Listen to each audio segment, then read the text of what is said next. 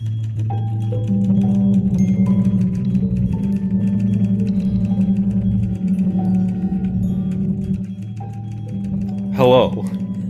and welcome Hello. to Futon Talks, Ooh. a podcast where we take a look back at something that one of us have missed and we talk about it for you. I am your host, Christopher Midling, joined blah blah blah, joined by the man with the chiseled jaw by God. That's right. Joshua Castro. Thank you so much, Chris. I am here, and I am joining you. Not in person, That's though, right. sadly. No, sadly not. Make things a little easier and less stressful, but whatever. Yes. We've learned that the real evil is audio equipment and technology. But what's our topic today, Christopher? The prized jewel of my childhood. Resident Evil 4. The prized jewel. Ooh. That's right. I got a lot to say out. about jewels in this game, by the way. Oh, me too. Good. This game came out January 11th, 2005 on the GameCube. Mm-hmm. And then later the PlayStation 2 and the Wii and every other console known to man. Yes. But what is there to even... How do we even start a Resident Evil 4 podcast? Ahí está! I don't know. Ahí está! Cógelo! It's so good. Can I start with one thing? Sure. That I don't know. If this is probably too early. I'm sorry for ruining the podcast for you guys.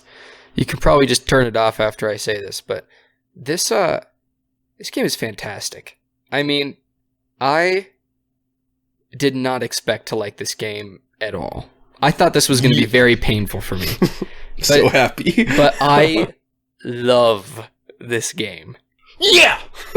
Like, I thought it was so good, dude. I just totally taken aback by it. Like, there are obviously parts that are a little difficult or that are a little, that I don't love. But man, this game deserves the accolades that it's received over the years. Mm-hmm. So, I just want to start off with that. Just saying that I love this game. Way more than I thought I would love this game. Oh, the customary zip up. That means Christopher is in his element over there. Yes. You want to give maybe a brief summary or something? I mean, I'm sure everyone's played this game, but how about this? Since you are fresh off of beating this game yesterday, yeah, last night at 11:30. pretty awesome. I have beat this game 51 times now. They're ridiculous. And I'll tell you this, just for you, I played this game twice for this podcast. Wow. And I'll tell you something else. When I was a kid, in 2005, playing this game, 2005. So I was 7 when I first played this. It was a terrifying experience the first, at least 2 or 5 times. Mm-hmm. And you'll we'll talk about it later, but I think you know what parts are terrifying for me. I do. But I'm a seasoned veteran of horror games now. It takes a lot to scare me. But I did something very special for you, Josh. Aww. I played this game for the first time ever on professional mode to try to feel like I did when I was a kid. And I'll tell you what, it worked for about 3 hours. I was terrified and I was sweating playing this game. But I've never done that before. I've never finished a Resident Evil like this on professional. Because it was so daunting. I don't know, it's like I wanted to stay comfortable with my infinite ammo guns and stuff like that. But I'm surprised. I didn't realize you'd never been a man before. Yeah, not until now. So is professional mode just hard mode, essentially? Yes, and it is very hard and very ruthless. A lot less ammo, mostly? A lot less ammo. Dude. You die in about 2 hits or 1 hit. Ashley dies in a hit. Ashley. So this is the thing. There were literally parts of this game that during some of the boss battles, I wasn't sure you could kill them. Just like the amount of damage these bosses can take sometimes. Yeah. I legitimately, half my notes were like, can they die? Just like, not even sure it's possible to beat the boss. I was baffled sometimes. So I can't imagine professional mode with no ammo. It was hard, but I did it just for you.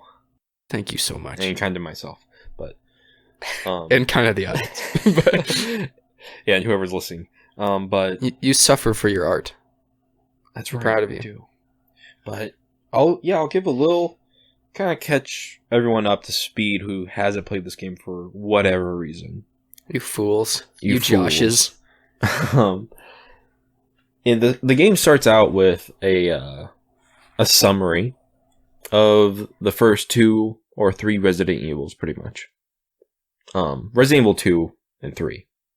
Because Leon talks about his experience on his first day on the Force in Raccoon City when the outbreak happened. Mm-hmm. And just talking about how crazy it was and how there's zombies and stuff. And we find out that 8 years have passed and Leon is on a mission to save the president's daughter, which is the most B-movie thing I've ever heard in my life. This whole like game, I don't know if it's intended this way, but it's like a beautiful American satire. Oh, for sure it is. It's so good. Like so just good. a B movie. Like it feels like it's on purpose that it's a B movie. Mm-hmm. Like it walks the perfect line of camp. Yeah. Where it's like not cringy at all. It's just hilarious. It's so good, dude. Anyway, sorry. Continue though. No, you're fine. And so Leon finds himself in Spain because Spaniards took Ashley Graham, the president's daughter. As they do. As they do. And we start in this car with these 2 polizia. And what were your first thoughts? Like you're seeing this game, not probably for the first time, but you're playing it for the first time, really, and you're seeing these GameCube graphics on your PS5. So this is the interesting thing. I actually think this game holds up really well. It looks so good. This game looks really good visually, I think at least. And I thought the voice acting just perfect. Mm-hmm. It's like hilarious, but it's perfect. Yeah. And just there's several notes I have that are just like, man, this game looks good. Especially like sometimes when you're in the castle and there's like what looks like ray tracing. Like it can't actually be ray tracing. It's just the like, reflections, yeah. The reflections look so good. like it's pretty impressive. This game coming from 16 years ago, this game looks fantastic. So for sure. And I mean, Capcom knows what they're doing with graphics. I mean, Resident Evil 5 still looks really good, and that was a PS3 game, you know. Mm-hmm. And then obviously with the modern Resident Evils on the new RE engine, they look absolutely breathtaking, especially Resident Evil 2 and 3 remakes. And we are actually just weeks away from Resident Evil Village coming out for PS5. Mm-hmm. So this is all nice. It's very nice. And speaking of villages, we start the game in a village. Ooh. So I took some meticulous notes on every single major aspect of the game. Yeah. It's only 3 pages of notes, but me too. It's good. It'll work. And I want to start with the house.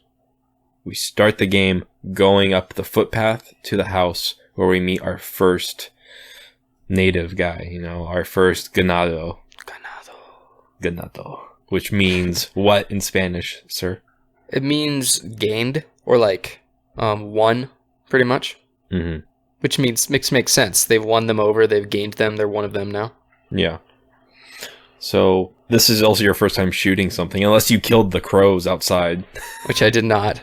Oh my gosh, dude. So I had an evolution over the course of this game. When I first started playing it, I played it for about an hour, and it was like 2 weeks ago, and I was not sure I would be able to continue. The controls are so foreign when you haven't played a game like this before. Mm-hmm. It was ridiculous. Like, I was just standing in place trying to shoot this man, trying to move, but I can't. And my, like, reticle's going everywhere, all over the screen. I, like, waste all my bullets and don't hit him once. It was bad. It was bad.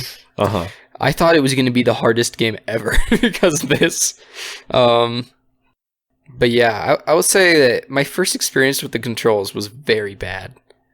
I hated them. But they really grew on me to the point where I actually really liked them at the end. But I have a question for you about the controls. Yeah, sure. When you move Leon around, do you use the stick or do you use the D-pad? I use the stick. I use the D-pad. I couldn't do it. that makes sense. So I first played this on GameCube. I'm not using that tiny little D-pad to move around. You know. Yeah, I understand that. So I have mastered using the stick to move Leon around. So. I couldn't do it. It was too weird for me. So you played the entire game with the D-pad? I did. It was awesome. That's kind of impressive. I didn't even notice though. Like once you get past a certain point, it's like normal. You know? I understand, yeah, for sure. But it took me probably till after Del Lago to feel comfortable with the controls. Mm-hmm. But then after that, I was perfect. Nice. Good to go. So... and I was so scared though. In the part you were talking about with the house. Yeah. It's terrifying. You kill your first Ganado. Which I read somewhere that means something else. I think it means like herd. Or something. No?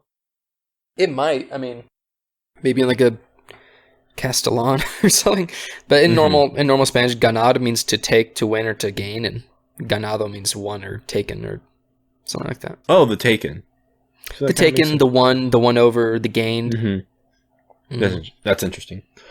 I learned some Spanish words from this game when I was a kid. I bet. Like el gigante, which I think we talked about already in the previous episode. There's some great words. I love when they tell you that they're behind you. Atrás de ti, imbécil. That means I'm behind you, retard. Really? Yeah. Atrás de awesome. ti, imbécil means I'm behind you, stupid. It's pretty Makes funny. this game even better. I know. And they only say it when they're behind you, so it's perfect. Oh, that's so good. It was very helpful to me. So you kill your first guy. He tries to kill you because you show him a picture of a girl, and he tries to hit you with a hatchet for it. It's a normal reaction. And I forgot to mention, we're also introduced to Ingrid Hunnigan. Oh, yes. At this point. The honey. Yes. And there's some hilarious dialogue talking to her throughout the game. She's so stiff. I love it. And she's like, "Oh, they're trying to kill you? Keep going forward." Yeah. Complete the mission, Leon. It's like, we'll send you a helicopter. The helicopter doesn't come till the end of the game. The helicopter didn't arrive till the 14th hour of my playthrough. That's I was awesome. like, what are you doing, Hunnigan? I've been being killed. So after you killed the Ganado guy, did you try to leave through the front door? I think so. Or did you go straight upstairs? I might have gone upstairs. I actually don't remember. Okay. Because I played the first portion of this game up until I actually walked into the village like 2 weeks ago. Okay. And then when I actually restarted playing the game, it was from that point on. So okay. So the game forces you to go upstairs. And, you know, there's some pistol ammo on a little nightstand up the stairs. And if you go into, like, the closet area, there's a bunch of skulls and stuff. Which yes. I'd love to talk about at the end of this, but some interesting little tidbits. Ooh. But you jump out the window, you do like a somersault through a window. I love it. And there's like 3 or 4 more Ganados. And I love one of the designs of these like normal villagers. It's the guy in the blue shirt. Oh yeah. I think his name is What's He has his a name. They all have names. Is he the skinny guy? Skinny guy, blue shirt, blonde hair. He looks like exactly like Paul Newman. So every time I see him, I think of Paul Newman. That's awesome. Here. Well, whatever. But you disperse of your ganados, and you move forward like Ingrid told you to. Thank you, Ingrid. And at this point, you come upon a wolf. Did you help the wolf? Dude, I shot the wolf. What? Here's the thing. You're a everything, monster. Everything has tried to kill me. I assumed it would try to kill me, and it didn't. It just ran away. This is the thing. Normal people be trying to murder me. I was told that Resident Evil would try to kill me, so I just try to kill everything. I almost never left a single enemy alive. I killed everything every single time. That dog was not exempt from my fury. That's the most horrible thing I've ever heard. Plus, dogs do try to kill me later, so I was like... Yeah, but he's like hurt in a bear trap. What am I supposed to do? You go up and it says, help. I put him out of his misery, Chris. So you shot him. Did he die or did he run away? He ran away. Okay. I tried to put him out of his misery. It didn't work. I've never shot him before. I found him later. He was just running away from me. Okay. He was fine, I guess. Just got a bullet lodged in his skull. Okay. I'm so taken aback by what you just said. I thought it was trying to kill me. I had no clue. I thought the game was trying to teach me to kill dogs.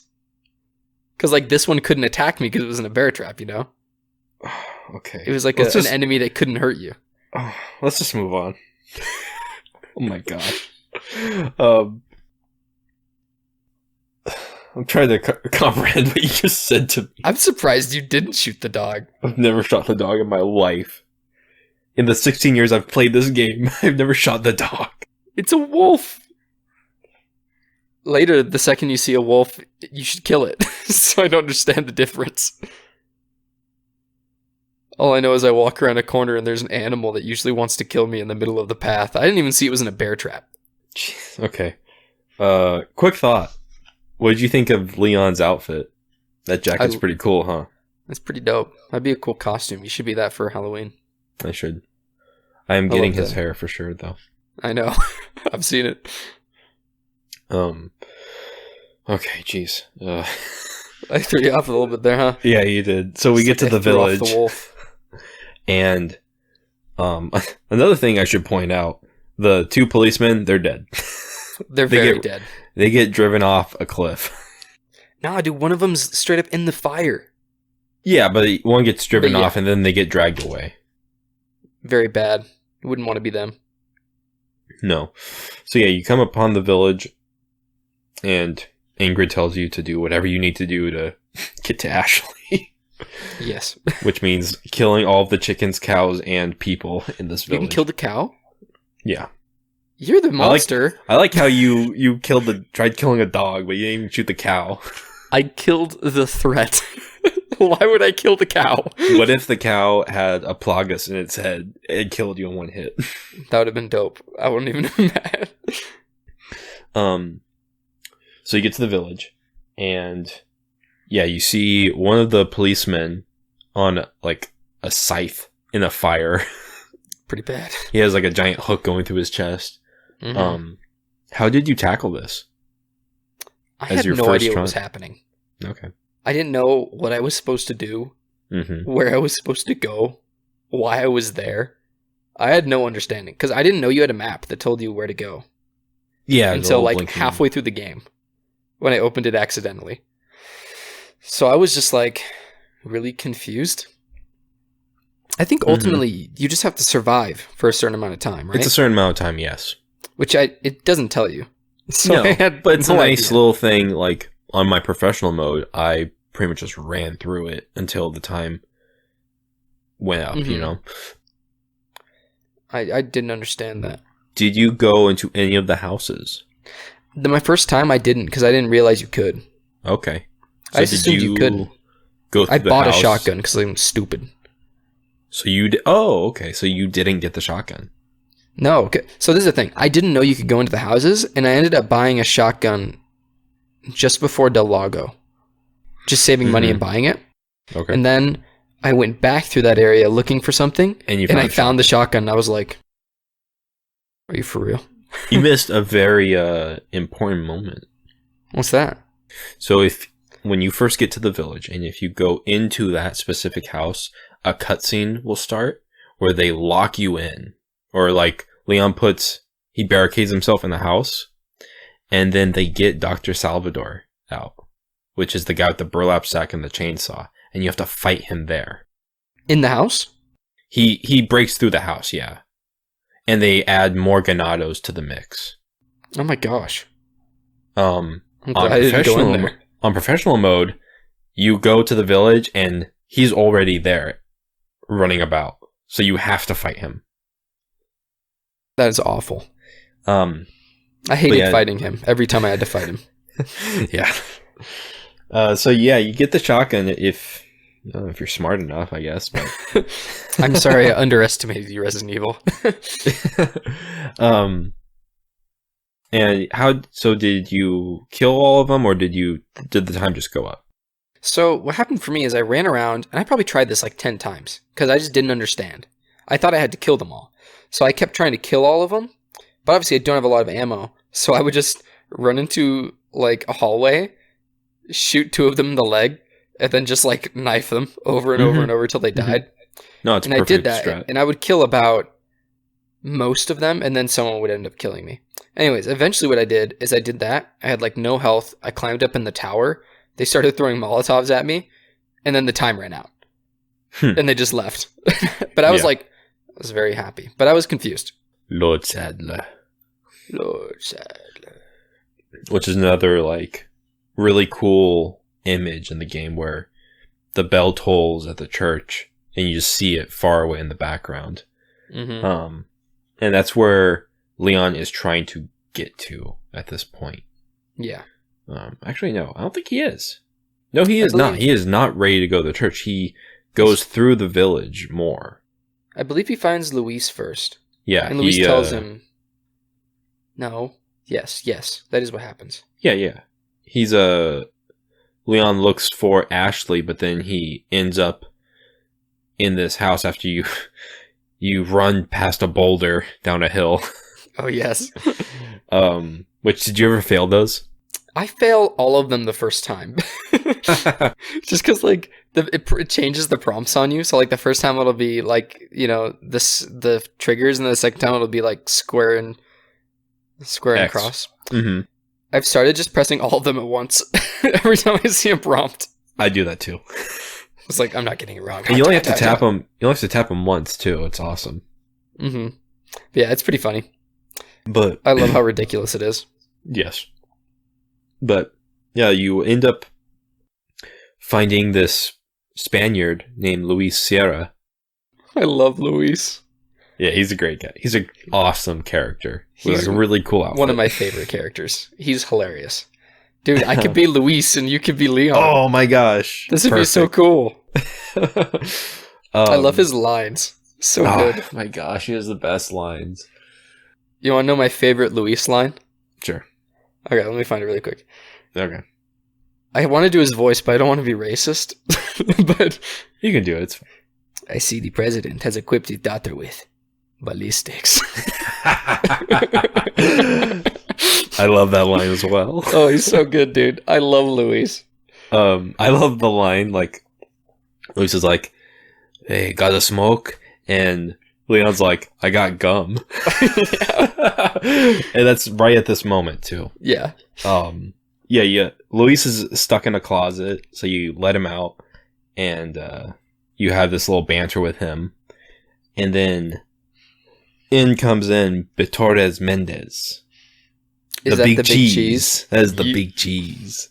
Who's this towering Kratos lookalike. For real, though. I love the big cheese. I think he's awesome. He is one of the coolest looking, like, villains. Just his giant trench coat. He looks like he's straight out of Bloodborne. He's awesome, dude. I wish he was around longer.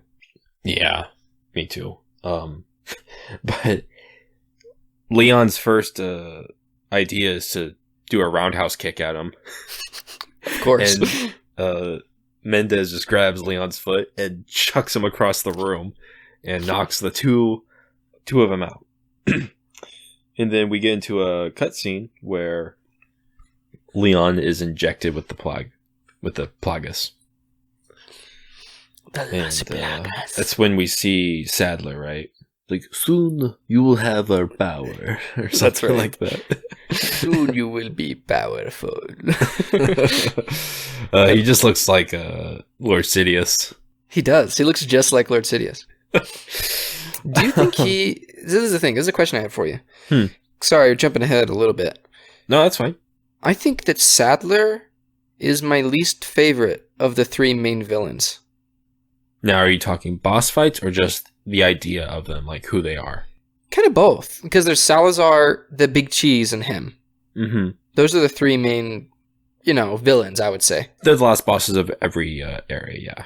Yeah, and I would say that I like the Big Cheese and Salazar more than I like Sadler. I think I agree with you. Like, Sadler's cool, though. He's not bad, but I just think that Salazar and the Big Cheese have more presence and personality, somehow. I don't know. What do you think about that? I think you're right. I think we'll get into that a lot more when we get to the island. Yeah, probably. And then, after Leon is injected with the plagas... Parasite? Yeah, the parasite.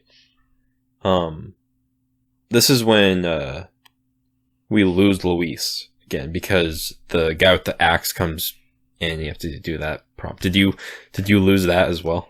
I did not. Oh, I'm very proud of myself. I didn't lose it. I didn't get killed. It's pretty bloody when you mess up. I imagine. But this is when we meet probably the most important character in the game, the merchant. Yes. Do you know Hello, who? stranger. Welcome. Welcome. I have a tidbit for you. You probably already know. Tell Do you me. know who plays the merchant? No, please tell me. I'm kidding. It's not Oh Troy my Baker. god. It's not Troy Baker. But it's Paul Mercier, who is the guy that plays Leon. Really? So Leon is the merchant. That's pretty cool. Isn't that pretty cool? I was That's like, pretty dude, that's cool. the weirdest thing. Anyways, I thought that was pretty cool. Thank you. But I love the merchant. I think the merchant's awesome. So good. I also realized that my brother-in-law, who I just thought was being weird, was quoting the merchant all the time. I don't think he's ever played Resident Evil 4. Shout out to you, Wyatt. But sometimes he'll just be like, welcome. I've got a lot of good things on sale today. Or whatever he says. I don't remember what he says. Yeah. But Wyatt's been saying that. on sale, stranger. Exactly. Yeah, stranger. That's the word, especially. And Wyatt's been saying that since I met him. And I had no idea what he was referencing. So it's pretty funny. Odd. What an odd young man. Wyatt, you're perfect the way you are. Don't listen to Chris. But yeah, I thought I was like, oh, that's what that's from. So good job. Yeah. Did you buy the sniper at this point? I think I did. Yeah, I think I bought the rifle. Yeah. Which was It's a good buy. What? It's useless. You don't know Just what wait you're 10 talking seconds. about. You just get the semi-auto rifle. It's 15 times better for no reason. This is true. That's This the is only true. problem I had, is that for a lot of the game, I just refused to buy things once I realized that better guns came. So I Mhm. just stuck myself with crap. And then wouldn't buy things for like the longest time. Because I was convinced. Like, I didn't buy the TMP till the Salazar boss fight. And it was because I was sure there would be a better version of the TMP that would show up. Never. It's just the TMP. So I didn't I had to look it up. I was like, is there going to be like a Tommy gun that shows up? Because I want that. Never showed up. So I just was like, No. okay, whatever. If you want the Tommy gun, you have to beat Assignment Ada and Separate Ways. That's what I learned afterwards. But yes, I bought the sniper rifle at this point. I bought it from the merchant. Oh, good. I saved up forever to get it. I thought it was so cool. Nice. I love the weapons in this game, first of all. Oh, the I love weapons are them all. great.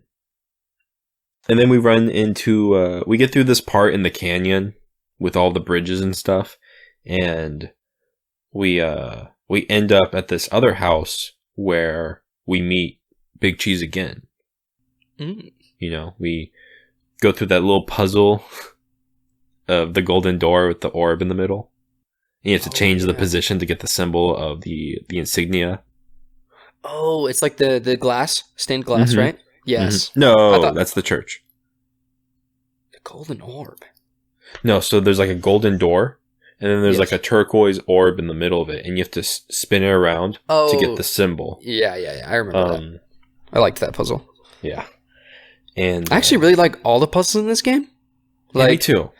The puzzles are like perfectly challenging because they actually make you sit down and think. You know what I mean? Mm-hmm.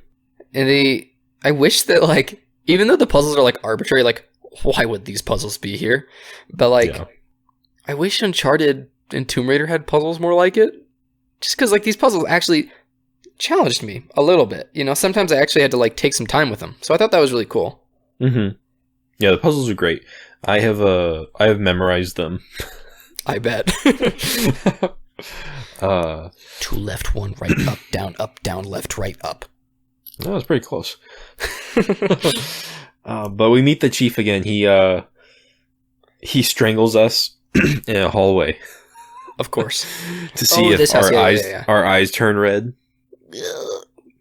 He's like, you have the same blood as us. Normal people's eyes don't turn red when you choke them, apparently. That's right.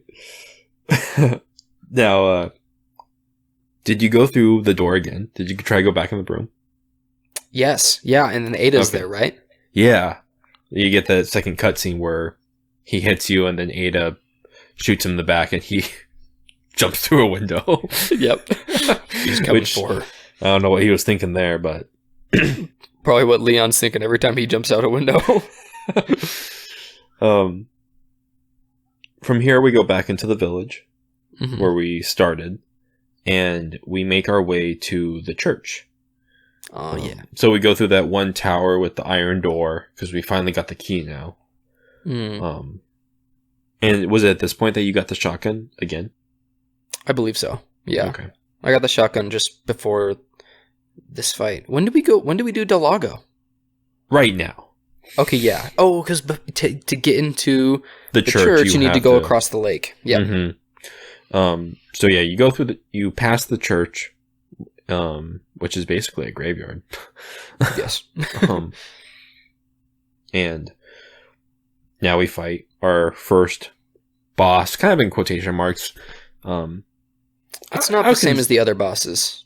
No, I love Del Lago, though. Yeah, Del Lago is great. You're just in like a stagnant position, and you are forced to use harpoons, which is really neat. How did you fare with this fight? Did you like it? I loved it. I didn't lose, and I have a hot take for you for bosses. Okay.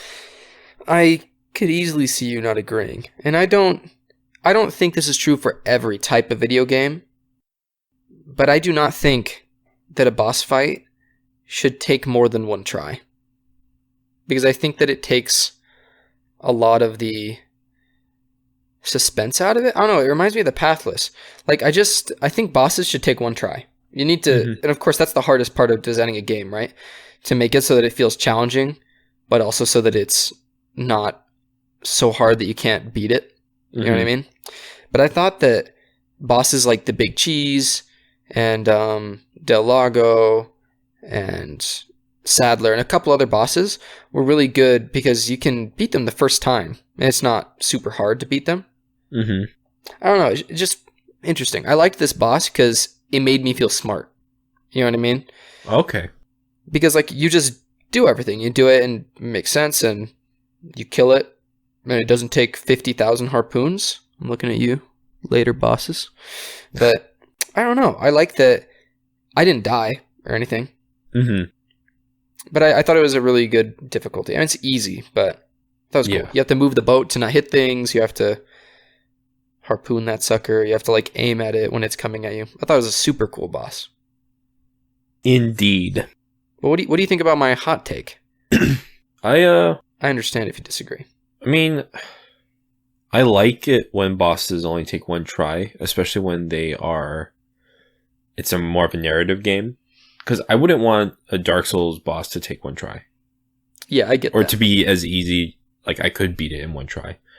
Um, Most of these bosses took me I mean, it was so long ago. I'm sure I died so many times on every single boss, but I wouldn't want them to be so easy that like it doesn't take long to kill them either.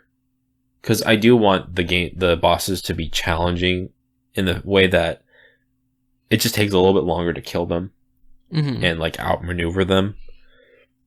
I agree with you, especially, I mean, with this game, I agree with you. I like it when the bosses take one try.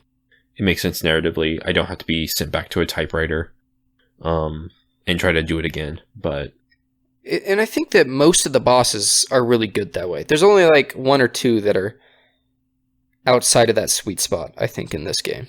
yeah, I think when I was playing professional, I think there's only one boss that took me more than one try. Ooh. And I'll see if you guess it later. But dude, I couldn't tell you. These bosses, they're so good, but at the same time, like, a lot of them can just one-shot you if you don't know what they're doing. So we killed Delago. Goodbye, Delago. He sinks to the bottom of the lake. Which, actually, before we move on, did you shoot the water? No, but I know that there's a trophy for it because he comes out and eats you, right? Yeah. That's awesome. Didn't know that when I first played it on like GameCube and PS2.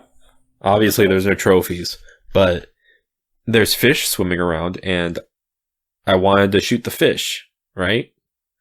And did you use the fish as healing? You can heal with the fish? Yes. Dude, I don't know anything about this game. Also, you're just as much a monster as me because you'd be killing cows, chickens, crows, and fish.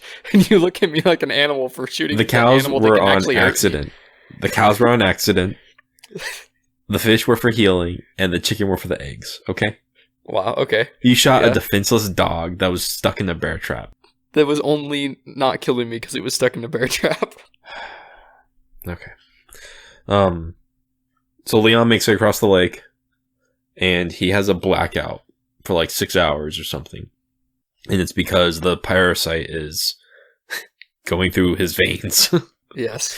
Which you think of all those polygons moving across his face. It was beautiful.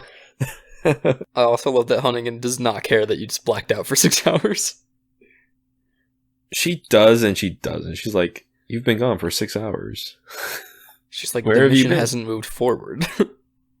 Well, get back on your feet and get back to work. And this is the part where we fight our first Ganado with a parasite. He shakes his head, and his head explodes, and now he has the giant tentacle with like the blade on it. What'd you think of this? I was horrified. Yeah. This is when the body horror truly begins in this game, of which there is much. There's so much. I only half expected it. Pretty much every time it happened, I was like, oh no. Because especially in the beginning of the game, that thing can like one-shot you. Yeah. Like if you're close to it, it will murder you. So I got real good at the quick turn. It has such extreme range too. I know. If you see it like flicking behind itself, it will whip you like 30 feet away. Yeah, I know. And you have to like, because you can't knife it on the ground, so it forces you to use your ammo on it. And and when the Ganado is knocked down, it can still hit you while it's on the ground.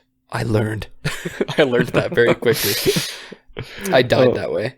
I think it's a great enemy type. Like, I hate fighting it just because it always seems to happen at the worst time. You know, it's like when you're in a corner with like 3 Ganados around you, one of their heads will just pop off and you're like, why? But at the same time, it's so good because it makes you play differently. Yeah. It makes you get away from people. I just think it's a genius like enemy type. And I like how they went like full force with it because they have this one and I think 2 or 3 different variations of this. Oh, dude. Yeah. We'll talk about it, but yes, we'll talk about it when we get to it. But I was horrified when I saw the next one. Right? It's like, no, there's more. Oh my gosh, can we just talk about that one right now? It's ridiculous. Yeah, sure. Let's talk about the giant snake. Oh, really? For me, like a head spider. Oh, the head spider one? Yeah. Oh, you don't get those till later. What snake are you talking about? The Maybe giant I missed one something. that comes out of the zealot's head, and it will chomp your head off in one hit. It's the I don't giant think I white ever one. fought that. You had to have seen it. I don't know. Maybe it's just because I targeted the zealots so much. No, but they would transform. I never saw it, man. A giant snake that bites your head off? Well, it's not like a snake, but it's like this giant white worm comes out of their head, and it one-shots you. Like, if you get hit with it, it just bites your head off. Maybe I just never got close enough. Huh. Because I pretty much, the second I saw someone's head popping off, I just ran away. And so shot you them saw with the rifle. first one, and then the head spider? Those are the only two I remember. Whoa. That's incredible. This is the thing. I may have just thought that the other one was the first one, though. Maybe you did. Because I never got close. Like, the second I saw someone's head popping off, I was out of there. Huh. And then I shoot him with Okay. the rifle or the pistol from far away. Yeah. Okay. But the spider was horrifying. Yeah, talk about the head spider where you have to kill it twice. So I don't know when it first happens, but It's on the island. It's on the island? Yeah. Really? That's late. Yeah. Well, it shows All right, up. no, I think it probably is in the I think castle. it's somewhere in the castle. Yeah. But you shoot it, and it's taking more damage than the other one anyway, and it looks horrifying because it's this giant spider. Like a large man's rib cage is coming out of this person's neck. And it's just like trying to get you, and it's horrifying. And you finally defeat it, and then it pops off the dude's head and runs at you. Yeah. I was terrified. I was like speechless, just like running away. They're so annoying. I hate They them. die quickly though, so which is okay, Yeah. But I was terrified. So now we fight El Gigante. El Gigante. And I have a question for you, but I think I already know the answer. Did the dog or the wolf help you here? No. No, he did not. So if you help the wolf in the beginning of the game and you don't shoot him in the head, Deserved. he will assist you in this boss fight to distract El Gigante so that you can shoot him. I would have loved that. I bet you Why would have, didn't- but you don't deserve it. Why didn't the cow help me? Or the chickens? I didn't shoot them. Terrible. Whatever. But no, the the wolf did not help me at all. Yeah, well, he helps you if you're a nice person. Dang. What'd you think of El Gigante? I thought it was good. I thought it was pretty good. I think that this iteration of Gigante is a lot better than the other one. Mm-hmm. But he's cool, man. I like Gigante. I really like the cutscene when he comes in and he like just destroying villagers. Yeah. Oh, that It's was pretty really funny cool. that like they think they can pull him out and like contain him. And he just destroys them. He like rips them in half. I was like, oh dang. Before, like, when you first go through this area and there's like a ton of crows there, did you go up to the giant door and hear him? Yeah, I did. I was like, this won't be good. He was way bigger and different than I thought he would be, though. So, but he was awesome. And the first time I fought him, I actually died just because I couldn't aim. I was like panicking. But after the second time, I was able to defeat him pretty easily. It was pretty good. Nice. I thought it was a good boss fight. Yeah, what weapon were you using on him? Shotgun? And the pistol? Literally everything. Everything. Yeah, you pretty much have to throw everything you got at this guy. You have to. My ammo was almost totally depleted by the end of the fight. I didn't know you could get on his back and hit him with the knife. Yeah. Would have been great to know. I was just shooting him with a rifle from like across the room. Good for you. I didn't know that you could do that until the second time you fight the giants. Thanks, game. Also, this game tells you nothing. It's perfect. Oh gosh. So you kill Gigante, you get a nice fat stack of like 15,000 pitas or whatever it's called. Points. Pitas, I have no clue. And you head back to the church. And this is when you first find the, what is it, Comilos? The dogs? Oh yeah, I didn't This is even the know what they were first called. time. Yeah, it is the first time, and then they show up one more time, and that's it. These were by far the most terrifying enemies as a kid for me. Oh really? That's interesting. Well, yes and no. Like, for some reason, when I was a kid, I was deathly afraid of big dogs. And like, I would always psych myself out because I would try to snipe them really far away, but then I would just see their grinning faces and be too scared to play. Like, they were terrifying because they move so sporadically and they get behind you and then their entire chest cavity opens up and the like tentacles start whipping you, and It's like their little dog nipples. they're bad news bears for sure. Like, I hate the dogs. So this is the thing. I never had a problem with the dogs because the first time I fought them, they all just like kind of clumped together, and I just shot them all with a shotgun like 3 times, and they died. Mm-hmm. And the second time, you're in the maze, right? In Yeah. Salazar's castle, Uh-huh. and I had incendiary grenades, so I just burned them alive. I'll tell you this. I still just try to run past the dogs and not fight them. Dang. Because I don't want to, like, look at them. Too much fear. Too so- scared. We finally get into the church. We have the giant key, or whatever it is we got from, like, the tunnels. In between, like, the boss fights.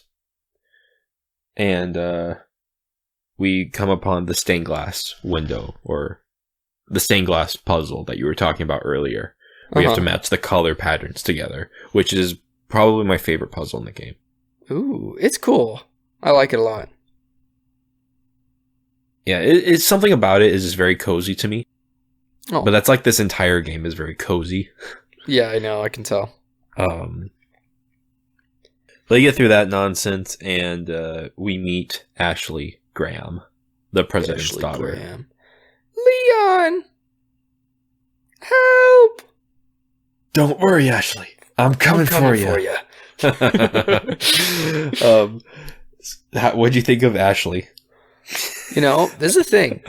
Ashley is not as bad as I thought she would be. Yeah? I've heard legends of how horrible it is to play and have her, like, be your companion. Mm-hmm. I didn't think she was that bad. I thought she was pretty good. If you you're don't not play with her for stupid- nearly as much of the game as I thought you would. Yeah. She's gone at least 70% of the time, Yeah. which is But good. it's that, like, 30% that you're with her. It's not hard. It's just sometimes annoying because a Ganado will come up and hit her and she'll die. So then you have Yeah. to start over. It's just a way for the game to, like, kill you faster or more frequently. Yeah. But no, if you're smart with Ashley, it's easy peasy, you know. You make her hide, you tell her to stay put, you put her in a garbage can, you know. Where she belongs. Where she belongs. But yeah, she you meet her the first time and she's like throwing things at you. Yeah. And you try to leave and you meet Sadler for the first time, and he tells you that you're both infected and that like his plan was to send her back to the States to kill the president for ransom Yes. money. So tell me if this is the plan. My impression was what the plan was to spread Las Plagas to the entire world through the United States. Really? Yeah, because Las Plagas is a parasite that tries to spread itself, right? Yeah. And so my impression, the thing is, he does a bad job. He just should have let him take Ashley. but Yeah. my impression was that he would use Ashley as like a sleeper agent to spread Plagas, Mm-hmm. to take over the world. Because, I mean, if it was in the States, it would take over everything. It'd be like a zombie outbreak, right? Yeah. That was what my impression was. But then he tells you, and you're like, why would you tell me? Well, Just how take her. how he puts it is, she's infected. Now you're infected.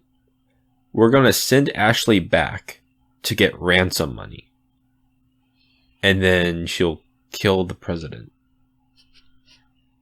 It's a bad plan. I don't. Oh, I don't maybe he's just know. saying they would get the ransom money because they sent her back. Yeah, and then they still get what And then they she'd want. still get to spread the Plagas and kill the president. Yeah, but can one Plagas really spread it that fast? I In the mean, States? I think so. Because there's the thing. In Luis's notes, it says that it can spread through the air through spores. Oh, you're right. But for some reason, it doesn't do that to Leon. But shh. Oh well. This isn't a perfectly cohesive game, so it's okay. Yeah. So you escape the church, and you basically run through all the areas you've been to already, while the Ganados are trying to attack you, and you get to what I like to call the final defense. You have the last stand with Luis at the house, which can be very frustrating at times. I'll say this and parts like this are my least favorite parts of the game. I agree. They can be really hard, like stupid hard, like ridiculous, like impossible. Yeah, especially like when you get upstairs and there's Ganados underneath you, and their parasites whip you while you're upstairs through the floor.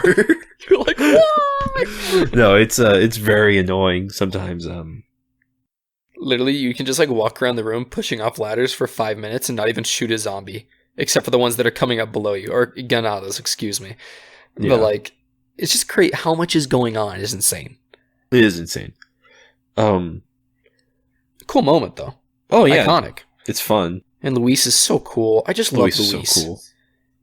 Oh my gosh. Sadly, he does not last very long.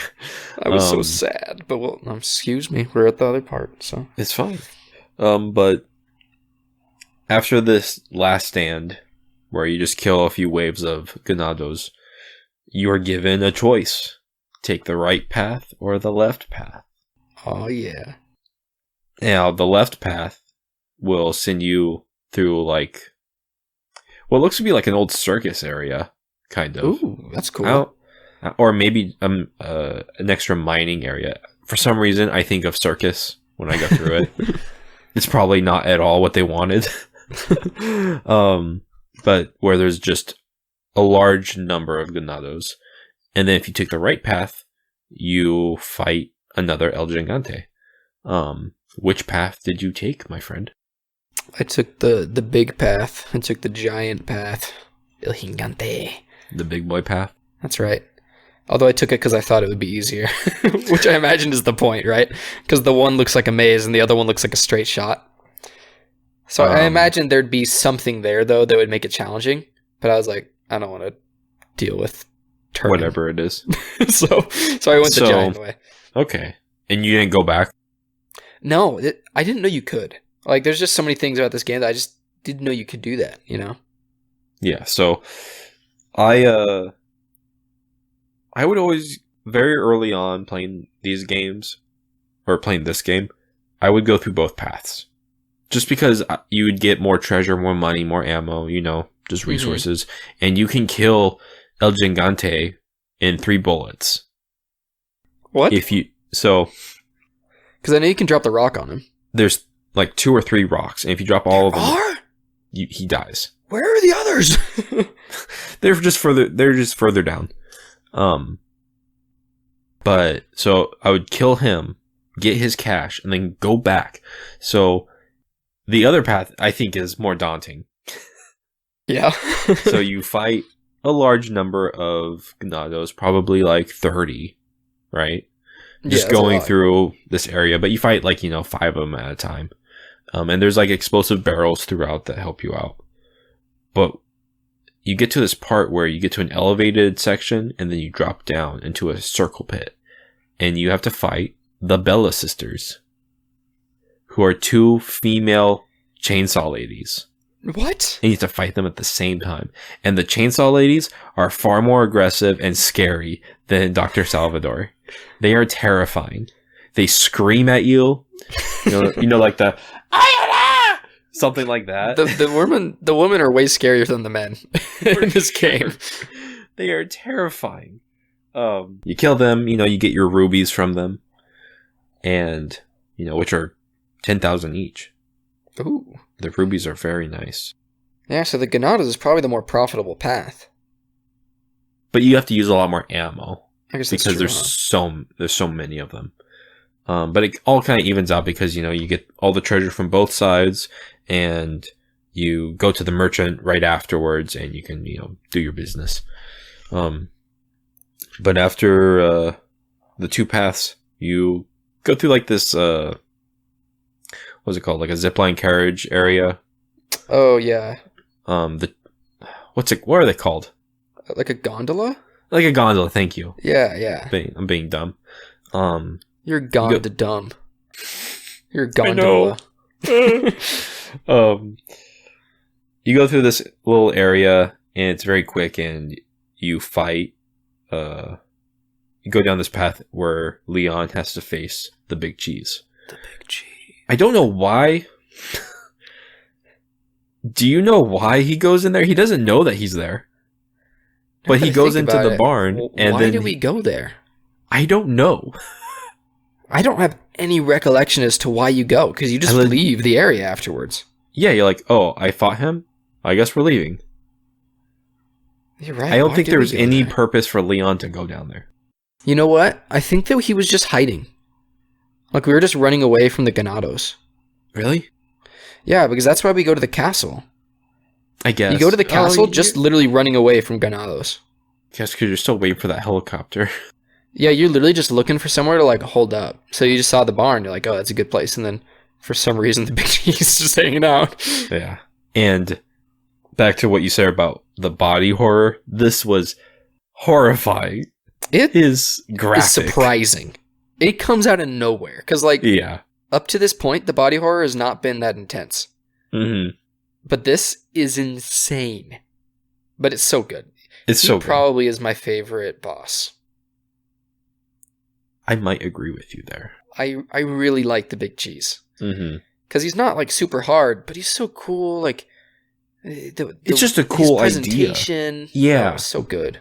So, Bitores melts his clothes away, his jacket away, and his spine shoots up out of him, and he looks like a giant Jack-in-the-Box. He's swinging back and forth, and like a huge centipede. Yeah, he looks like a giant centipede, or like it comes out of him. Yeah. And what does he have, like spider legs on his back? Yes, something like that. He is very daunting to fight. Basically go on. I say this is one of those boss fights where, and it is the case with a couple of Resident Evil 4 bosses, where the difficulty doesn't come from recognizing patterns. It just comes from being panicked because the situation is so crazy. You know, like everything's on fire. This dude is a centipede. And so you're like, oh, I'm just going to shoot his spine, or I don't know what you were shooting. I was always like after the spine because it looked like the weak spot, right? Mm-hmm. So you break his spine and he falls to the ground, and you think he's dead. No, he comes back alive and he starts using his spider legs to hang off poles and pillars around the barn, and he starts swinging above your head, and he will start like kicking you or whatever with his legs. Yeah. I don't know how he does it, and it gets very difficult to like, or it used to be very difficult to recognize his patterns. Mm-hmm. On professional, for some reason, I had the easiest time with him in my life. Like, I just knew what to do. I just would like go back and forth in the room every time he went up. Yeah. So that when he got down, I would run past him so he would slowly have to turn around. Yep. Which is how you kill a lot of bosses in this game, by the way, on professional. Yes. You make them do an animation that they don't need to do. Yes, and then you shoot them. And you shoot them in the back. Do you have any other like thoughts on this boss fight? Or do you want to save them for when we like put all the bosses and stack them up against each other?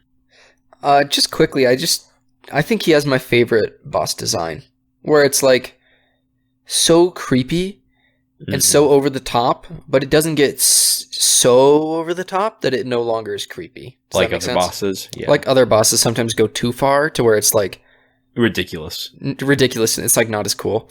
But I love his transformation midway through the fight. Just like you said, where he starts hanging from the rafters. Oh, it's just so good.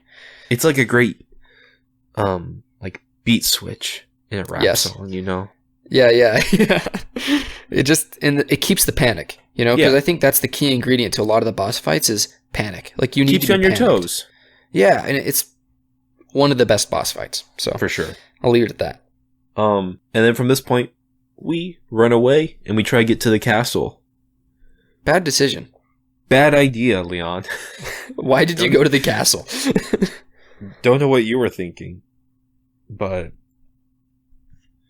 I have a quick note here for the beginning of the castle portion. Oh, please, yeah. Tell me what you think about the inventory system in this game. I love it. Oh, yeah? Yeah. Because I do too. Yeah. No, dude, I thought I was going to hate this inventory system, but I love this inventory system. Okay. Tell me how you have yours laid out. Because I get so excited organizing my inventory in this game. Me too, man. I would spend so much time organizing everything, and I got to the point where I could do everything like super quickly, like put everything where I wanted it. Yeah. I'm scared I'm going to disappoint you. But I had like my shotgun, my rifle, my TMP, my pistol, my other pistol, like all with their attachments with them on like one side all lined up, like facing the same direction. Yeah. And then I had in 3 rows grenades at the top, a space, medicine, a space, and then ammo at the bottom, all lined up. So it looked really nice. That is nearly exactly how I do mine. Except for I do it this way. I have my pistol in the top left corner, and then I go shotgun, then TMP, then rifle. I only have like one of each. I don't have multiple pistols or anything like that, or shotguns. And then I have the ammo lined up for each gun. So I have just all the pistol ammo from least amount to most going out. And then I would have the health and then all the grenades on the bottom. So yeah, it's just about exactly how I do it. It's like the same, just flipped. That's so funny. Yeah. But I loved it. Oh, I'd spend so much time organizing and making sure, like, with my health and stuff, I would have it like herbs, and then from herbs to mixed herbs to the red and green to the red, green, yellows, and then at the very end is the full first aid sprays. Same. I did the exact same thing. And then with the grenades, I would usually have it flashes, incendiaries, and frags. I had the same but backwards. I had grenades for this, and then That's pretty cool. That's so funny that we just did it the same way, essentially. But I want to ask you, when it comes to inventory systems, what do you think how this compares to like a weight system or like a you can carry anything system? I think it's just interesting. This is more of what I like. As long as you can fit it on your person, you're good to go. I don't like the idea of like, I mean, I understand weight inventories. I don't like them because you're just looking at a bunch of text and maybe some pictures. I like to see everything at once. And I can just click on it or whatever, you know. In Resident Evil 5 and Resident Evil 7, I won't even talk about 6 because 6's inventory system is unfathomable. I don't even know how to comprehend it. It's like the cross media bar on the PS3. It's something terrible. It's like the Xbox One's user interface. But the Resident Evil 5, they take the 4 system and they break it down to just 9 squares. But each thing is 1 square, like your shotgun is 1 square and stuff like that. Nothing takes up more than 1 spot. Oh, that's interesting. So it's kind of the same, but I like Resident Evil 4s though. I'd rather have the for sure. It's so good. I am so thankful they brought it back for Village. Oh, they did? It's the exact same, except for it's just like minimalist looking, so it's just black and white. It looks so good. But I'm glad you love it because I love the inventory. I don't know why, but it's so satisfying to get everything looking the way you want. Yeah. It's so good. And it's like stressful because ammo isn't just a number, you know, like you see it depleting and you see, crap, I literally only have this magazine. Oh, yeah. And like, I remember going to the store and like having no money. So I'm literally upgrading my ammo capacity just to get the free ammo. Mm-hmm. It's just so good. That's such a good strategy. Like, I'll use it with the broken butterfly or the semi-auto rifle. Like, I'll get it down to 1 or 0 shots, and then I'll upgrade the ammo to get with the magnums, especially, right? Oh yeah, for sure. Which I was going to say something else. It'll come to mind later, but we break into the castle. We have a new inventory at the shop. We have the new M3 shotgun. We have the semi-auto rifle, and we have a couple other pistols, which I want to ask you really quick. Did you pick the right pistol, or did you just keep the first pistol? I think I chose another wrong pistol. So the pistol that I used was the Blacklight. Oh, you Blacktail? Blacktail, yeah. That's not a bad pistol. I like the Blacktail. It's like it's like the starting pistol, but just better. That's the one that shoots through... No, it's not the one that shoots through multiple That's enemies. the Punisher that you're thinking of. Yeah, it's the Punisher. Blacktail... I forgot what the Blacktail does. It's literally the same as the first pistol. It just has, like, half better stats. Yeah. But I did not use the Red 9. Oh, that's my favorite. Which I've been told is by far the best one. It's so good. Wait, I didn't... And, like, as a kid, I didn't really pay attention to a lot of the stats. I liked the Red 9 because it's a Mauser. Yeah. C96. He would like that one. Which is also why I use the sniper rifle for most of the game, because it looked like a Springfield. Oh, you never switched to the semi-auto. Not for a while. Like, when I got good at the game and understood it, I was like, okay, semi-auto all the way. But usually I wouldn't get the semi-auto until the island. Wow. When you get the infrared scope.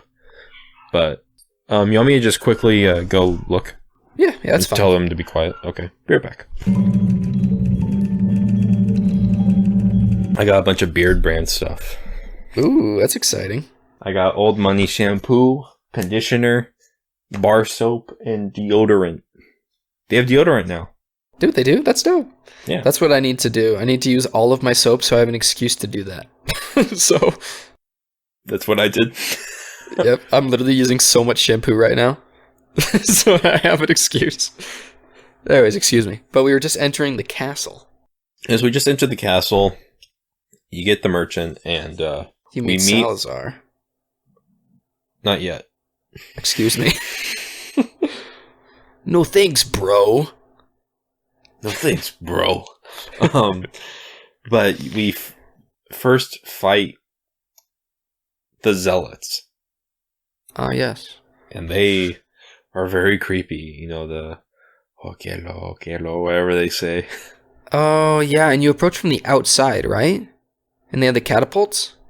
Yeah, you come upon the catapults. That's like your first area of the castle. And you have to, like, get the giant cannon to shoot the door down. Yeah. I love that part. Which is hilarious. It's just ridiculous. But what do you think of the design of the Los Iluminados? I think they're great, man. Just the way they've got, like, the tattoos, and they've got the different robes, and the robes designate their power. I just think they're great. And I love how you can always hear, like, Morides, Bibir. Yeah. And, like, the tinkling of their maces. Uh-huh. Oh, so cool. They're so creepy. They're great. They're great enemies. And I love, my favorite thing is shooting one in the foot and suplexing them. That's my favorite thing in the entire game. Because when you do it with the normal ganados, you just kick them. You do like a jumping butterfly kick or something. Yeah. But with the zealots and with the islanders, you just grab them and suplex. And you suplex them so hard that their head explodes like a watermelon. Oh, dude! Literally, this game is so good. I would like call Grace over and be like, "Look at this," and I'd like shoot her in the foot and suplex. It's hilarious. Hey, check this out. There's nothing funnier than suplexing one of the One of the guys. Yeah. But you fight through this area and you get to the sword puzzle, puzzle in quotations. Yeah. To switch the swords out for the right door. Mm-hmm. Which, by the way, I haven't talked about it yet, but actually I'll save it. But ooh, a little tidbit taken back. Yeah, a little tidbit taken back. We'll talk about it in its own little segment, but you get through this area and then you meet up with Luis again. Luis, who is just around everywhere you go. He's there. I love him. Is this when he comes up behind you and he's like, "Oh no, I forgot the sample," or whatever? Yeah. Oh no, what happened? I'll have to go back now. Yeah, it's just the game kind of reminding you that he's still around and doing stuff. Yeah, and doing stuff while you're doing other things.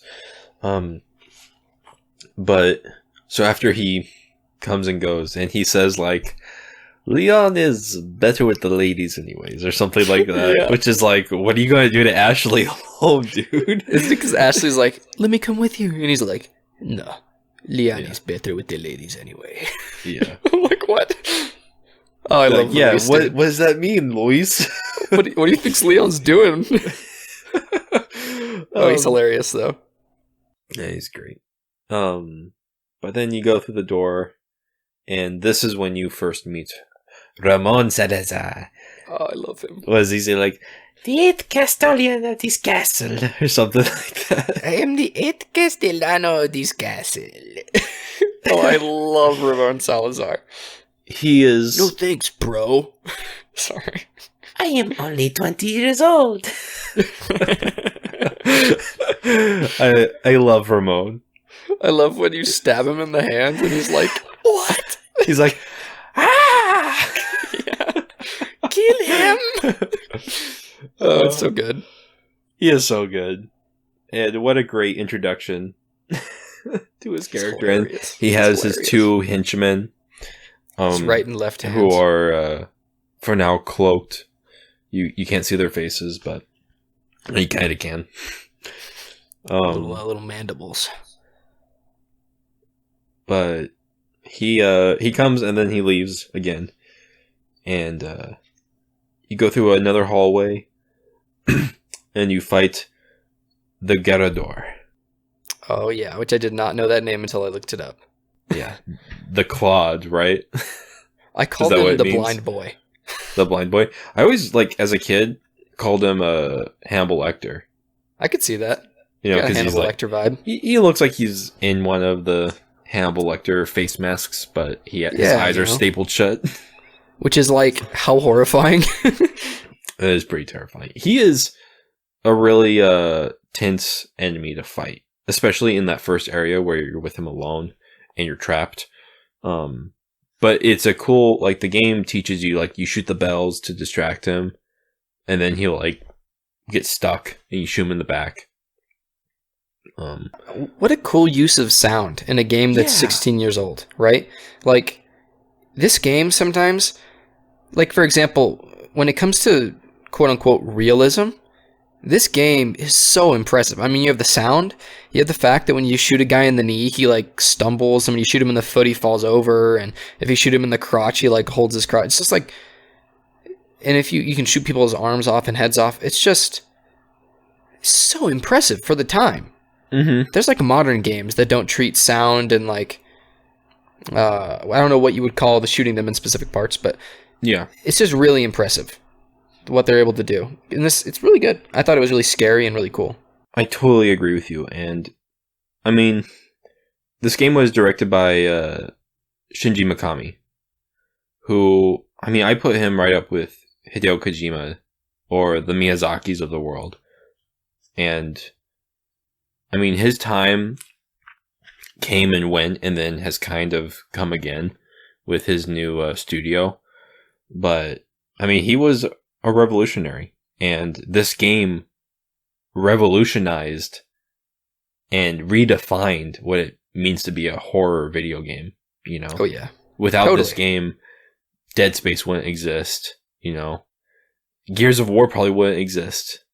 All these third person shooters wouldn't exist. So I totally agree with you. It's a really kind of ingenious way of throwing sound into a horror game Mm-hmm. and like having to use sound like that. I mean, think of just like the Hunt Showdown.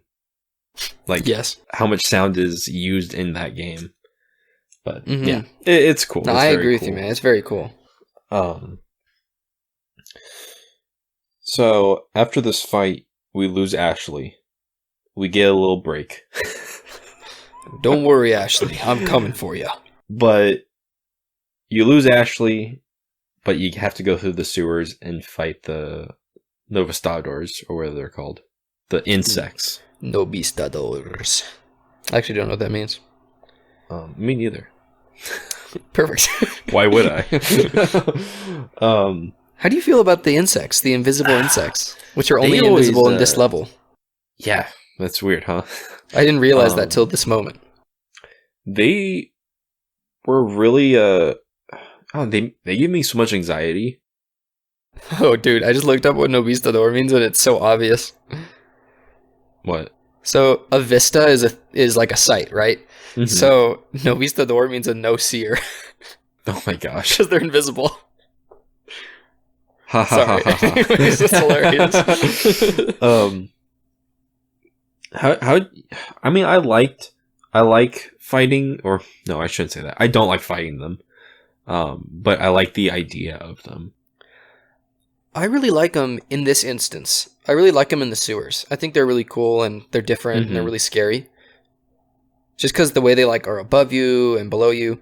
I like them in this one. Later you fight them in the mines and they are not fun to fight. No, It's after you fight the two giants. You have to fight a ton of them. honestly, the 2 times you have to fight, or like every time you fight them, is not a fun time to fight them. They are so. Probably the lamest enemies in the game.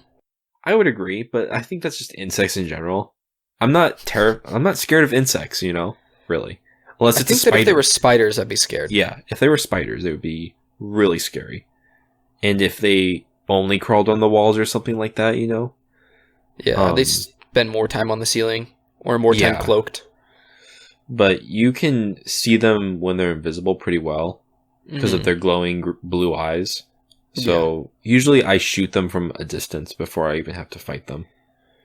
But I do like they have like a little QTE where you have to kick them, Yeah. which I always thought was kind of fun. You know how many times I missed it? Because it's the stick shake, right? No, you just hit square or something and you kick them. Oh, that's what you're I'm talking about when they get you from the ceiling and they like puke on your face. Oh, I failed that QTE 9 times out of 10. I think I failed that one every time. I can't do it fast enough. I don't know what they think my thumb is doing. I'm like, Yeah, it's really aggressive. I don't understand it either, really. But they're the worst enemy in a game with really good enemies. So Mhm. I mean, I don't think they're that bad, but they're just not as good as what the other enemies are. I mean, this game is full of perfect enemies. Yeah, for sure. I'll try to speed up a little bit if you want. Probably we're like an hour in. Yeah. And then you have the dogs. Yeah, you go through the maze, which is another anxiety-inducing moment for me. Bore you with the dogs. I hate the dogs. Just set them on fire, man. But it's cool. The maze works. I get lost in the maze all the time. Dang, man. Salazar, you will never make it out alive. Yeah, that's right. He talks to you right before the maze. Doesn't he say you'll lose your life? Like a pun. Yeah. He's so It's good. so good. I love it. And then is that when Leon says, "Get off my back, old man"? Yeah, that? I think so. Oh, it's I so think good. you're right. I love this. It's so good. And then you meet Ada. Right, Yeah, you navigate through the afterwards. maze, and then you get into this weird bedroom. I don't know how this castle works. It's just there. This is there. And yeah, you meet up with Ada, and you figure out that she is doing something there. She's the third party they talk about in all the memos. Yes, she is. But you're too dumb to know that. Yes, we are. Leon doesn't understand. Who is this third party? I also like that he doesn't recognize Ada until she takes off her glasses. Yeah. Ada. Ada? I should have known. What's his relationship to her? Because I've never played 2. So, in Resident Evil 2, they meet up, like, in the lab area, kind of. But Leon doesn't know, like, who she is in, like, context at first. Like, you soon later find out that she's, like, this special agent. She's working for Wesker, right? For Umbrella? I believe so, yeah. I could be wrong, though. It's been a while since I played Resident Evil 2. But that's kind of like your relationship. You kind of have a thing together in that game. She kind of betrays you because she steals the virus. I'm pretty sure. She steals the T-virus? I'm pretty sure. As well as Las Plagas? Yeah. How did Leon not see this coming? She doesn't have very many tricks up her sleeve. She does the same thing. She doesn't have very many sleeves at all. But she has sunglasses that are flash grenades. Of course she does. Wouldn't that be like, what if those go off when you're wearing them? Oh my gosh, you'd be dead. You'd be blind. I think you would die. You'd probably just die. But yeah, pretty funny.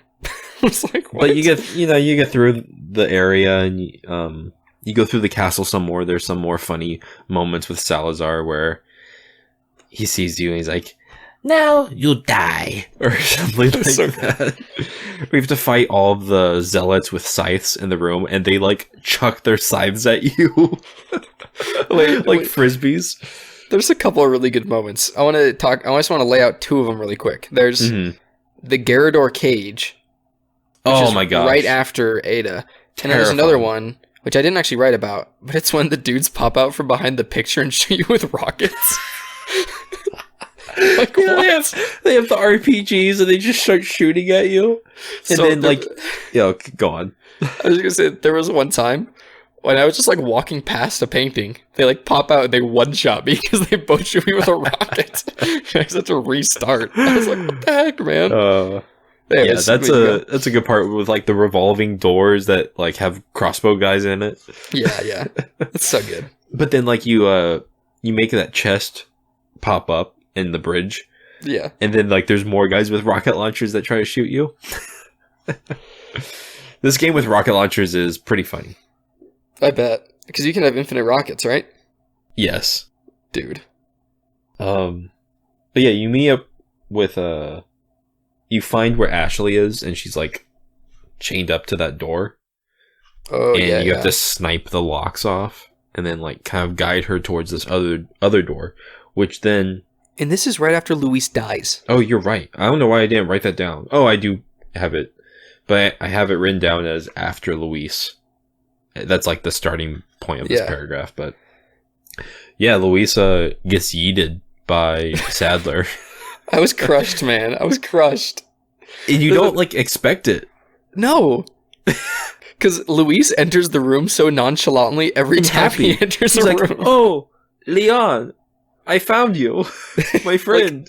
Like, the last 2 times he comes in, it's the same. He's like, "Hey, Leon, I have found you again." There's just a spike come out of his chest. Yeah, it's like Sadler's tail. I was genuinely upset. I was like, "Luis, no!" But at least you have like the pills that recess the parasite from progressing any further. Mm-hmm. Or it just delays the inevitable. But I like that after the most traumatic moment in the game for me, they make me play as Ashley. Just like... It's kind of like they just want you to suffer. It's like insult to injury, you know? First you have to guide her after she's being like letting herself get picked up by these zealots over and over again. Run, Ashley, run. They're walking at you. Run, the other direction. But you guide her and then you have to play as her, where your only source of defense is lanterns around the room. Yes. Which I always thought that was funny. Like, she just throws them and they get just set on fire. Like, Yeah. I love how they have to be set on fire twice. Like, being burned alive is only half your health. Yeah. It would stop me. Um, This is why I'm not a Ganado. this has one of like my favorite puzzles when you find the little ceramic tablet Yeah. on the fireplace and then you have to use it. And you just have to move the pieces in a clockwork or a clockwise pattern. And that's how you basically solve it. And then you bring the knights alive. Or to life. No, yeah, I was terrified. And you just hear their armor clanking in the background, walking closer to the door. Oh my gosh. It's terrifying. So this is the thing. I'm really sad about this because I had this spoiled for me a long time What? ago. I saw it on like some video on YouTube. Oh, I guess yeah. I mean, Where it they is 16 show- years old. Yeah, it's an old game. But it showed like, the knights because I saw it in a speed run actually.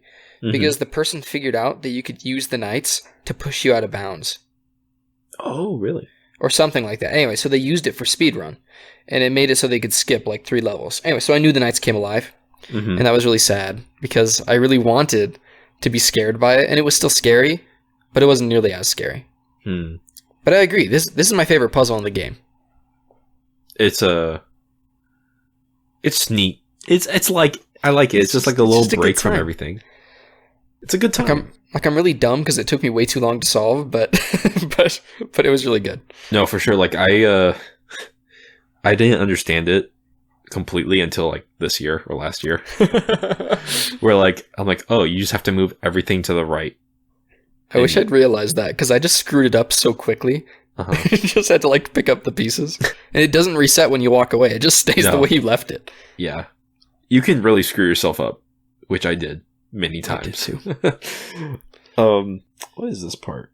I mean, you get Ashley out, you save her, Oh And yeah, then- then you have to retrieve all of the. the crowns, right? Oh. Or the goblets? No, that's kind of a little bit later. You have to get all of the. Oh, the pieces for the animal on the door. Yeah, the pieces for the beast heads. That's what it was called. That's what I'm. Yeah, that's the word I'm yeah. looking for. How'd you feel about getting those? There's only one I can really remember getting, to be honest. I don't remember getting any of them. If I'm Well, being there's that honest one with that you have to cross the lava with that Oh, weird yeah. like vehicle. I love that. I thought that was fun. Yeah, It's just bizarre. You just like stand on this weird cog and it just goes. yeah, it just goes. Because that's the last one, and then it leads you right back to the place with the door. Yeah, You take like There's- a weird car that for some reason is in this castle. yeah. This castle's bonkers. But yeah, you get the beast heads, and you get tricked by Salazar. Like you meet him in this giant room, and then like he runs away. It looks like Austin Powers how he runs away. He like runs through like Yes. a little secret door, and then the ceiling starts falling down on you with the Yes. spikes, and then you have to awkwardly shoot the ceiling 4 times. Yes. I'm glad I had ammo. Because the second time Right? that happens, I had like 4 bullets. Oh, really? I was like, I had to hit every shot. That's very unfortunate. And like the second time, you have the spiders crawling around. I know. It was horrible.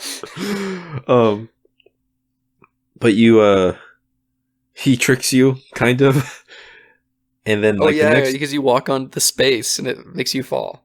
yeah. Well, no, that's later on, What the heck? right? Yeah, think you're it's right, later you're on right, you're right. because the next thing is you fight the Nova Stardor or the Nova Stordor, however you say that. You fight the insect nest. Like Oh, she yeah. actually gets taken again Yes. by the flying insects.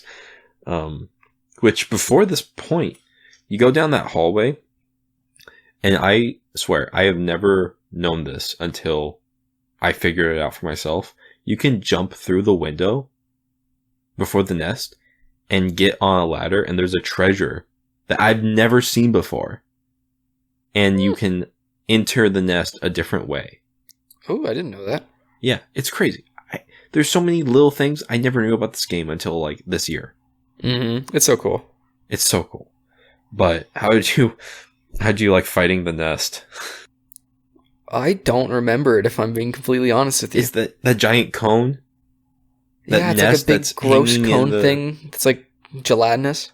And you just have to fight all of the insects. Yeah. It's pretty lame. I don't remember it, really. I must have not liked it if I don't remember it. Yeah. Well, it happens. It happens, yeah. The strategy I used is like I went just out the door so that the insects pushed through the door and just like tunneled through. So just have to shoot them in one direction. It's a pretty lame boss fight. It's a boss fight? Technically, I guess. Man, I don't even think of it as a boss fight. You have to kill it. You have to kill it. It's a big thing. That's true, I guess, huh? But yeah, you lose Ashley again, and then you fight your way through more of the castle. And I'm sorry if I'm not being specific with the areas that we're in. It would just get really confusing. There's lots of talking castle. About there's tons of castle, and there's many hallways that like intertwine with each other. So it's I'm like not a going maze. to get into it. Yeah. Is the goblets next? So yeah, the goblets is to get to the nest. I don't remember any of this. Like where you have to fight the knights, you mean? To get one of the goblets? Dude, I don't know why I don't remember the nest at all. I just don't remember it. I mean, that's fine. I mean, the nest is not very important. But I like the knights.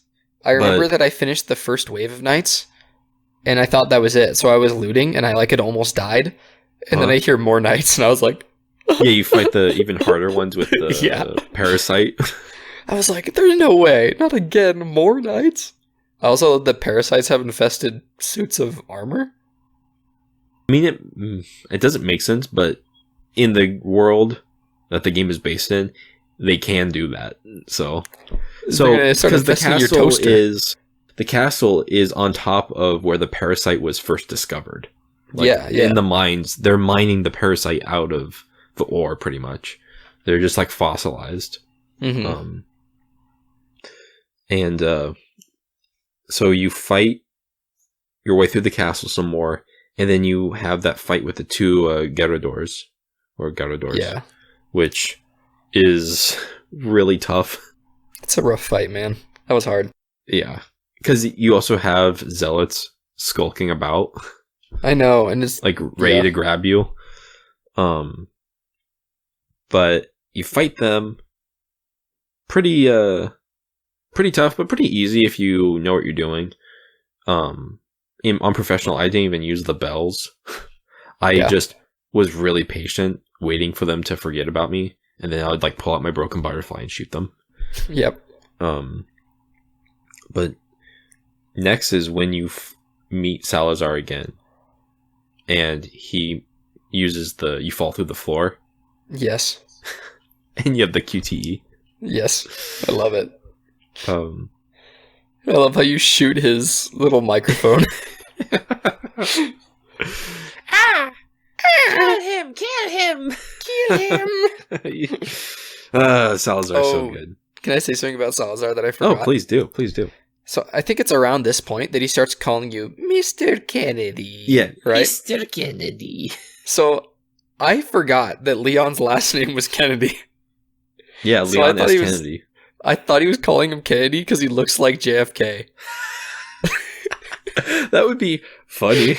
I was like, what a weird thing to write. I had no recollection that his name just calls was any Leon S. American Kennedy. like Kennedy. I thought that was the Bush. point. Mr. Bush. Just starts naming the presidents. Mr. Washington. Mr. Trump. Yeah, it's hilarious. But I had no idea. It made much more sense after I was like, oh, it's his name. I'm so stupid. It says it like on your health bar in your menu, I think. Shh. I can't read. Which I love, like when you're with Ashley and you want to heal one of you, it says Leon S. Kennedy or Ashley. It says your full name. Ashley doesn't need a full name. No, she doesn't. They should have just said President's daughter. I also almost never healed Ashley. Yeah, I never did either. She was like at no health 90% of the game. Mm-hmm. And like the only way I think you can get to max health is if you don't heal Ashley. Yeah. Because you have to use all the yellows on yourself. Mm-hmm. But this is where we have our pretty daunting and challenging fight with Verdugo. Verdugo, that's his name? Yeah. I called him Salazar's right hand. I mean, you can call him that. You can take your right hand off? So stupid. Oh my gosh, so many good lines. But yeah, you have to fight Verdugo, which I think means executioner. Let me look it up. Verdugo. Makes me think of Verdugo. purple for some reason, but I know that's not correct. Verdugo. Purple? Yeah, which is not the right word. I mean, some of these things aren't real words. Mm-hmm. Butcher, executioner, but it's really just a surname. So like Castro, Oh, okay. it's like a last name. But traditionally, like Castro means castle builder, Verdugo means butcher, executioner. That's cool. Which makes sense, because he butchered me at least once. How'd you feel about this fight? So, it's a good fight. I think it's the scariest fight for me. Just because I think he's really scary looking, personally, even though they kind of just ripped off Alien. But he's pretty spooky, and he's like really intent in following you and getting you. But I didn't really understand that you could leave. Like, there's lots of timers in this game, and the timers just don't tell you what's happening. So, like, I tried to open the door, and then I just, like, run in circles, and he would kill me eventually. But anyways, it took me a while to get it. I didn't kill him, though. I don't think I had strong enough weapons to kill him, because I used all of the nitrous canisters or whatever. And unloaded, like, all of my shotgun into him. So you killed Verdugo, or did I could you not wait kill him him. out? You did not kill him? I couldn't. So I used all of the canisters, and I unloaded probably 16 shells of shotgun into him, and it just didn't kill him. So that's funny. I've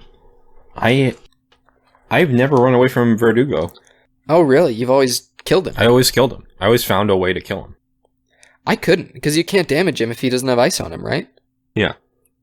Well, Yeah, no, you can't. Yeah, You just gotta be really good. You just have to have better weapons. You want to hear my strategy? Tell me your strategy, Chris. That I devised when I was very young of age. Before Luis dies, you fight a lot of zealots. And in a glass case, there's an RPG. You take the RPG, you save it, you kill him in one hit. That's what I've been told. I looked it up because I wanted to know if you could kill him. Mm-hmm. Everyone's like, you use the RPG. A very valuable piece for one of the most prized treasures in the game. Which treasure was it? The crown. But you get the headpiece. Like the centerpiece. That makes me mad. Yeah. Because I was looking for that piece the entire game. I had no idea where it was. It was in Verdugo. It was inside of Verdugo. It was inside obviously. of him. Where else would the king's crown be? I wonder, what is Verdugo? Is that like his family members? Dude, I don't know. He's some sort of novistador, though. He's a bug. Oh, you're right. He is. He just has such like a humanoid skull structure, you know? Yeah, he's got a humanoid everything except for his tail. It seems like His everyone in hands. this game has a tail, so. Yeah, that's true. Speaking of tails, after you kill Verdugo and you go down the elevator, or if you run away like a little wuss, Dang. you get like this kind of really awkward cutscene where Sadler is talking to Krauser, and he's like, "Krauser, go get the girl." Yes. Yeah, it's just like it comes, and then you're in the mines at that point. It's just very awkward, but it's setting up Krauser taking Ashley from the castle to the island. Yes. Because you don't get to be with Ashley for a long time. To the island. Mm-hmm. So it's just setting that up, but they didn't really do it like a super clear. They didn't go about it such a clear way. I was very confused as to who Krauser was for a long portion of the game. Mm-hmm. I was too, for my first few playthroughs. Do you know him from other games? I don't remember him. He's not in 2. He's not in Okay, I 3. didn't think so. He is in 1. He must be from Leon's past in between the games. You know what he reminds me of? What? He reminds me of the villain in Rocky 4. Oh yeah, Drago. Drago. He just reminds me of, like, he's Leon's Drago. But you know what my favorite line from him is, ironically, since you referenced Drago? Huh. Is when he's like, because I, like you, am an American. He's so stupid. He's just like, what?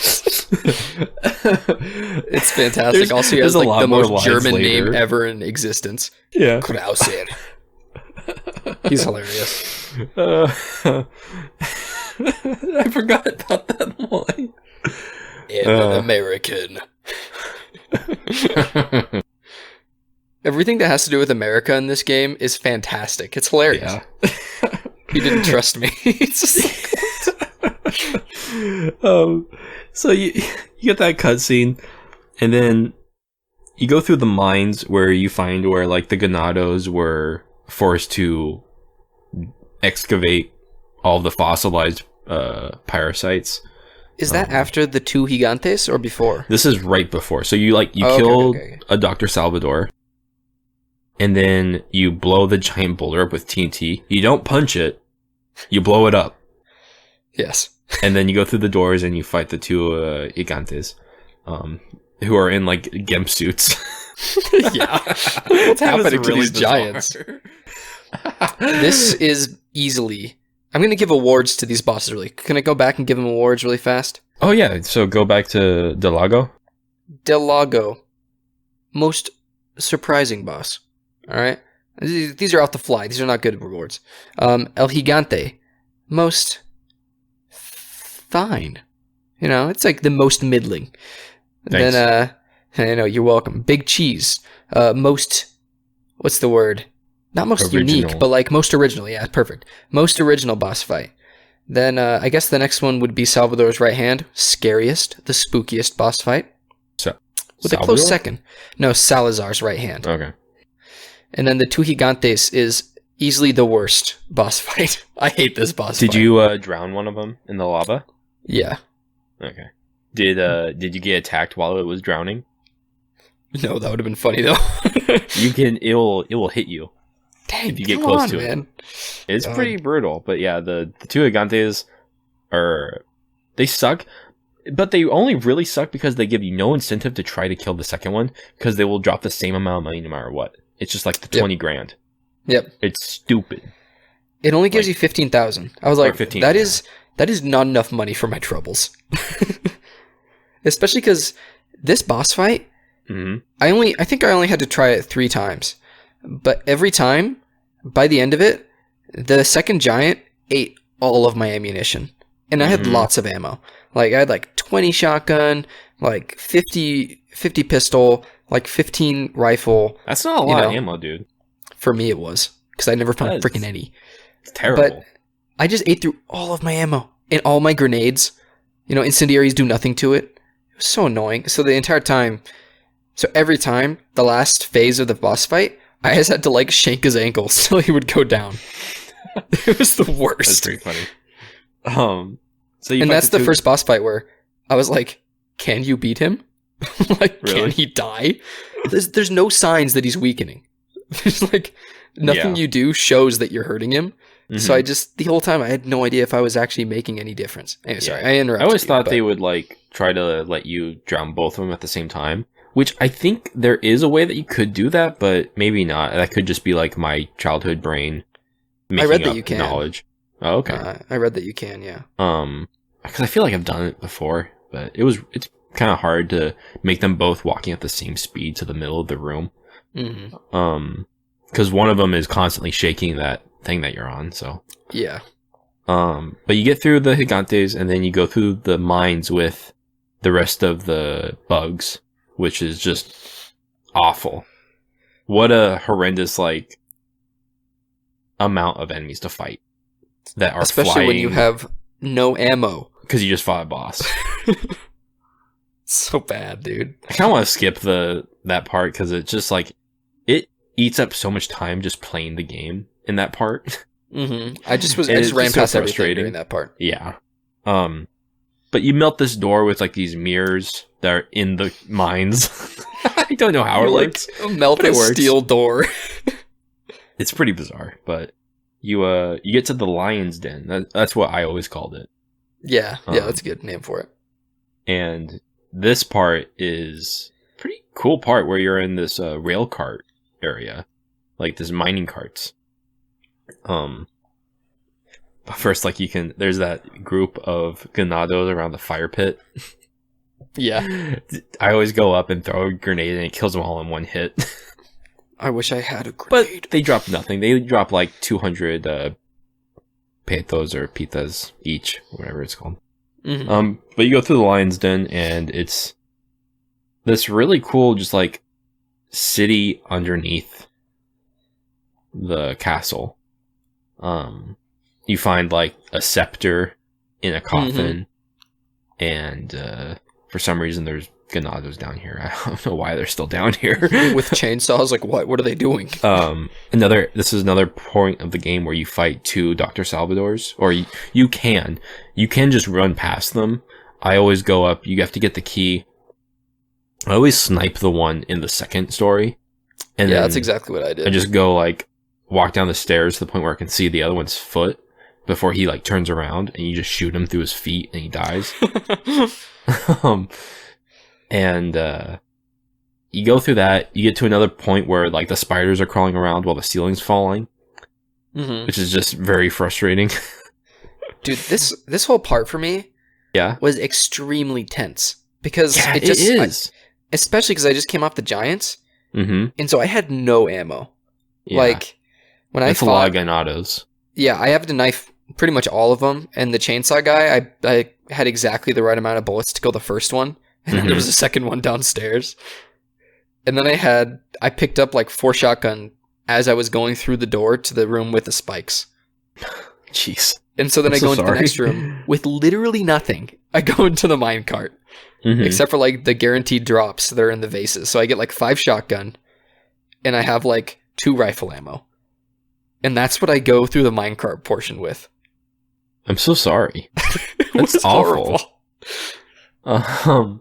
And then you have to use one of your bullets to shoot the switch. Yeah. I'm so oh my mad. gosh. So I had like nothing. What a good Oh my part. gosh, man. But you go through this cart ride, and I always try to shoot the ganados before they get onto the mine carts. Mm-hmm. But obviously you couldn't because you had no ammo. And then you have to fight a Dr. Salvador in the mine carts. Which is, I mean, I guess you could always just constantly jump to each cart, but they can still hit you through it and stuff, so it wouldn't be a wise strategy. Can I tell you a secret? Yeah, tell me. It's not a secret. I was only killed by Dr. Salvador 1 time in my entire game. Really? Yeah. Which Salvador was it? It was like totally random. Like I don't think Was it the remember what one it was. right after you see Big Cheese in the house and he's just like there and you have to get past him? it was like the end of the game. It was The at the end of very the end. game? Yeah. It was on the island. There's a Dr. Salvador on the island? I believe so. I'm pretty Which sure. part? I can't remember. I just remember dying to it, but I never died any other time. You know, it might have been in the mines. I can't remember, but I only died once. I remember that. I But remember there being Salvadors on the island. Because none of the I'm enemies probably have wrong. burlap sacks. They already have the 2 other mini bosses there. which are really dumb. I hate those mini bosses. They're way worse than Salvador. But But I hated this part. for You hated the obvious mines? reasons. Like I love them and I hate them. Mostly because yeah. the first time that I like beat the mine cart, I didn't know there was a QTE out of the end. They came out of freaking nowhere at the speed of like a 747 flying through your living room. Like it was ridiculous. I'm just trying to save my own life, and then it's like for a quarter of a second it flashes like square and triangle, and then I just fell to my death. I'm so sorry. There's a lot in like this next like 20 minutes of the game. So many QTEs. Dude, I was so mad. Because right after that, you get into this giant chamber where there's a gigantic automaton of Salazar. I love this. Or it's not of Salazar, it's like of Salazar's like grandpa or something, because it has like a Who mustache. looks exactly like him, essentially. Oh, he's so funny. Which this part was kind of like, it's kind of a pain in the neck Yeah. to get to just maneuver around and have all these like zealots around. But then like you get him going, you get the bridge up so that you can cross the water, and then he just comes alive and starts walking towards you. I love it so much. Mashing square, and you have to dodge all the pillars. Square, trigger, square, X and square, and then it like switches camera all of a sudden. You have to shoot the lock on the door, which is always disorienting. I know. Like, I hate that part. Me too. Especially if you don't have ammo or something, you have to like try and knife the lock. Yep. But like I said, this castle doesn't make sense. It goes from a chamber to this bridge to a bottomless pit to like just a spire. I missed the jump over the pit, by the way. You did? Because I had no idea it was there. The thing is, like, the bridge is collapsing behind you, and it, like, catches up to you slowly. I thought I just wasn't hitting square hard enough. So I'm, like, hitting as fast as I can, and so my fingers weren't on the triggers. And then it's, like, jump. I'm like, gosh darn it. Yeah. So I had to restart. I'm sorry. It's fine. It was mostly funny. That was a lot better than the minecart. Yeah. Yeah. But then you after fight this- Salazar. Yeah, you get to the spire, and then that's when you throw the knife at Salazar. Oh, and that's another really good line. One of my favorite Yeah. lines. Say it. That's not a ritual. That's terrorism. Terrorism. Such a...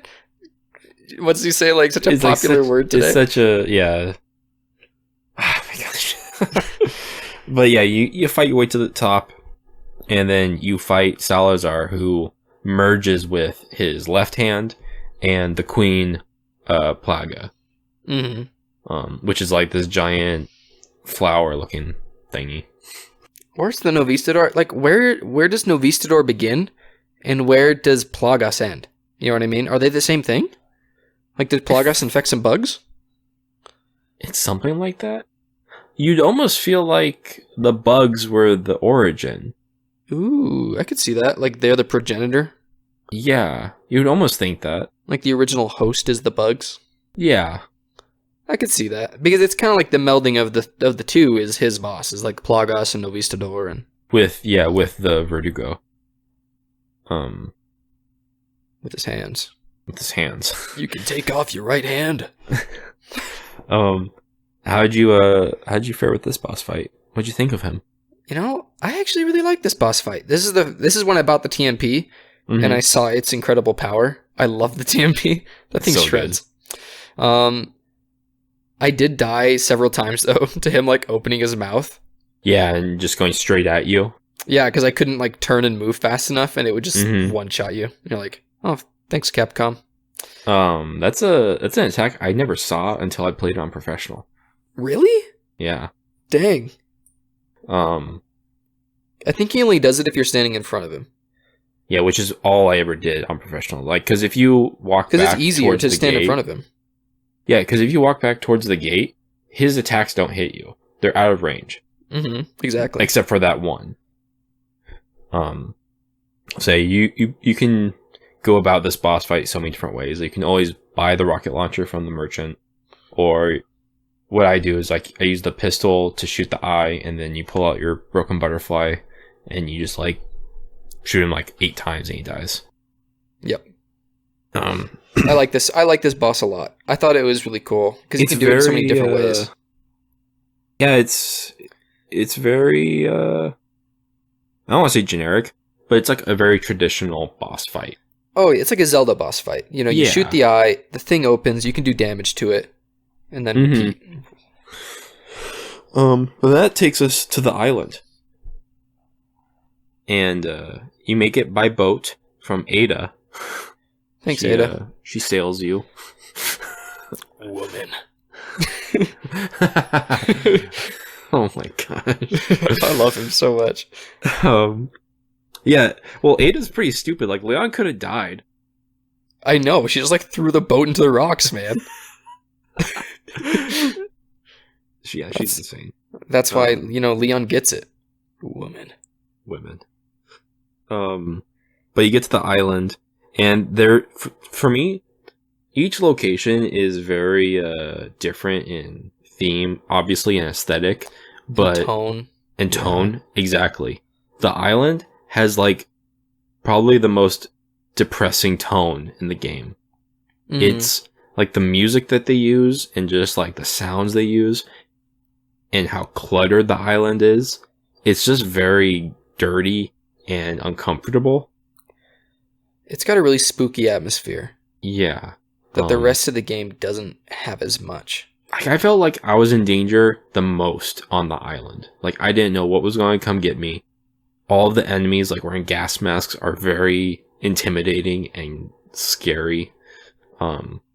There's a specific one where this sound effect just drops and you can see him, like, there's a deli door or something, and there's like the circle at the window.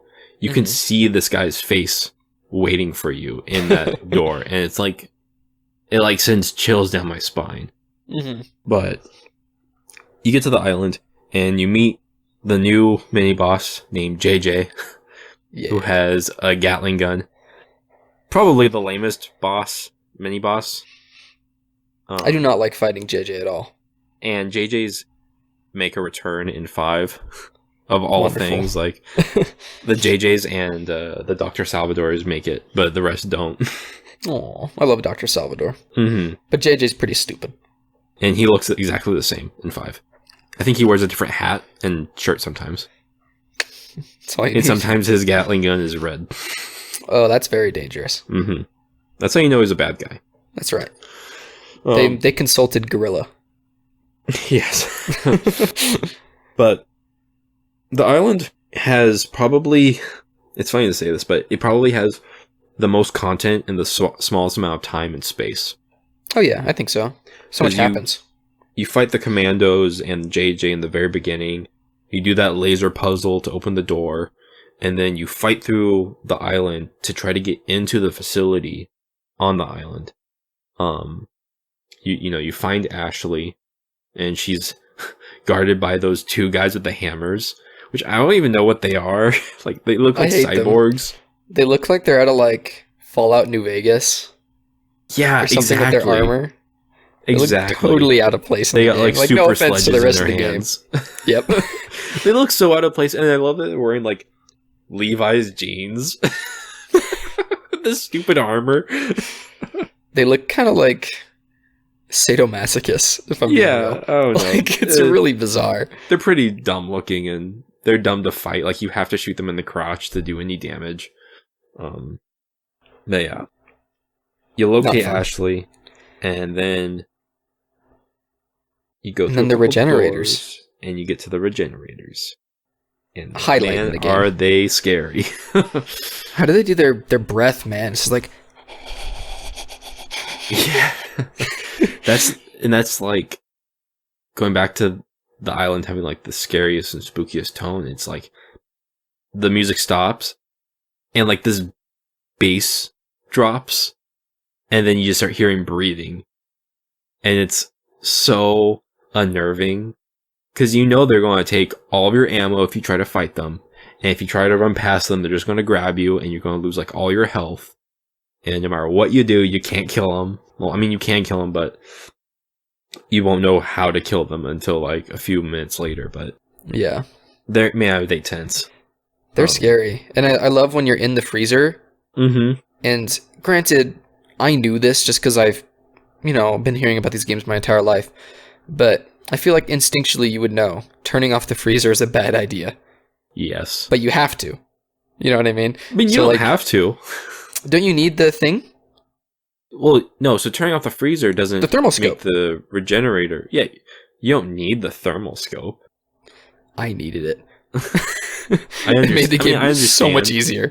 But man, was it a pain to try to snipe regular Ganados with a thermal scope. I just switched. So disorienting. Yeah. It is.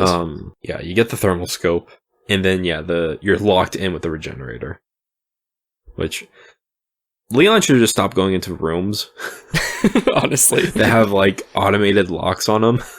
they betray him all the time. Yeah. I hope he learns his lesson Me too. in Resident Evil 9. Come on, Leon. Come on, Leon, you're 50 years old. It's been another 18 years. Grow up, man. But you get Ashley, and you get this paper airplane from Ada, which I forget what it says, but I always thought it was stupid. It said go to the trash chute. Oh yeah, that's right. Yeah, she sends you to the trash chute, where you have to fight the Iron Maidens, which are regenerators with, like, spikes that can extend. I know. It's like, what? And they have 4 spots instead of 3? And then, one of my favorite lines from Leon is like, I knew you'd be fine if you landed on your butt. Yep. It's like, what does that mean? She lands on a regenerator. Yeah. An Iron disgusting. Maiden. You know, Yeah, like, she could have been impaled and died. Well, she landed on her butt, so. Yeah, she's fine. And then they get to the bulldozer. Yeah, you get to the bulldozer, the truck ride. And that's always, like, for me, when I get to that point, that's, like, the beginning of the end for me. Yeah, I could see that. You know, it's like, oh, you do this, you fight 2 bosses, you do another area, and then you fight the last boss and you escape. Podcast is over, guys. I just spoiled the ending. Sorry. But yeah, the truck ride. How did you feel about that? It's whole fine. I mean, portion? it's like the minecart again. Yeah. I personally really don't like those things where you're just like on a timer waiting in a small space fighting people. Mm-hmm. But it's okay. I just sat at the edge of the bus and kept knifing. So when they jumped in the air, I'd hit them and they'd fall down. I just kept knifing them. That's what I did. I hate shooting vehicles in Resident Evil games. Me too. It never works the first time. I know. It killed me the first time. I was like, I shot it. I figured out that the best one to use was the sniper. Yep. 2 'Cause shots it and just one shots or something. you're good to go. But after the bulldozer ride, Ashley just goes into a wall. Yep. As if that's okay. But you're Leon's fine. okay with it. You know, you get some treasure. The merchant's in the room waiting for you. She chose a good wall to go through. Yeah, she's a bright girl with a strong butt. Apparently. And then she gets taken again by Sadler. Sadler uses he hypnotizes her and like mind controls her. She basically turns into a Ganado for like 15 seconds. Just about that much, yeah. And in the nick of time, Leon throws a tracking device on Ashley's skirt or whatever. I thought it was like a mine. I was like, is he gonna blow her up? Like, what's happening? Boom. I failed my mission hunt again. Oh. And at that point, this is kind of like the finale area. I wrote it down as the fate of Krauser. Ooh. Hello. Which it's not, by the way, but I'll get to that later. Because this is when you first meet Krauser and you have your QTE cutscene. Your little, like, bromance knife fight. Yes. It's so good. Um, Also, I died during it because I thought it was a cutscene. yeah, I've died multiple times to that whole segment of the game. I was like writing in my phone about it, and then he just murdered me. I was like, oh, wonderful. Thank you, Capcom. And then Ada breaks up the fight. Krauser says a bad word. You bad boy. You bad boy, Krauser. You bad American. Because I, like you, am an American. You also find out that Ada and Krauser are working for Wesker, Yes. but both in like a double agent way. Yes, like Krauser's trying to kill Ada, but Ada is like hoping Krauser dies. Because they're both Yeah. working for Umbrella. Wesker. And Krauser's like, Wesker doesn't trust you. But it's like, he shouldn't trust you either. Like, didn't he hire both of you? Like, and Ada's the one that does what he wants. Yeah, It's for the most bizarre. part.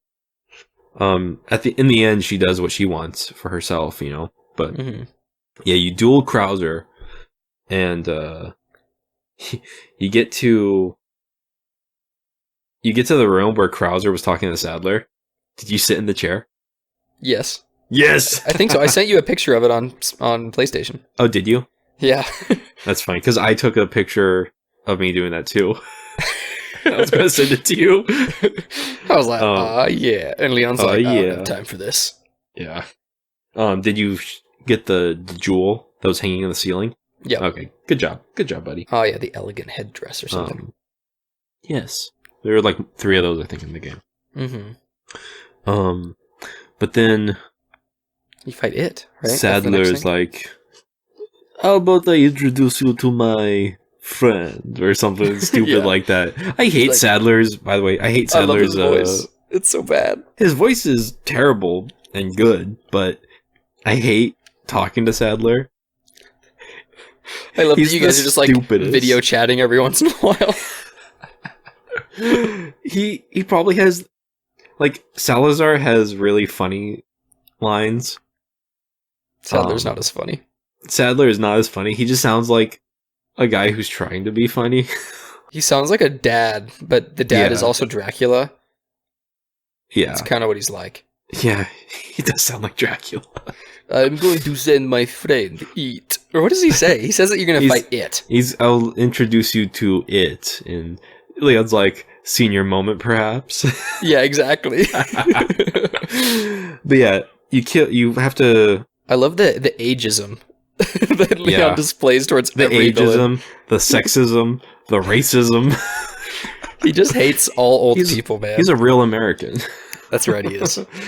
But you make through like these giant doors on like these cliff sides, and you see this giant like cage that's being hung up from somewhere. For I don't know who knows where why. this is. What And, is its yeah, purpose? Nobody knows why, but yeah, because it's like it isn't in the cages. He comes out of the cliff. It's like, why is it here? Like a training But yeah. course?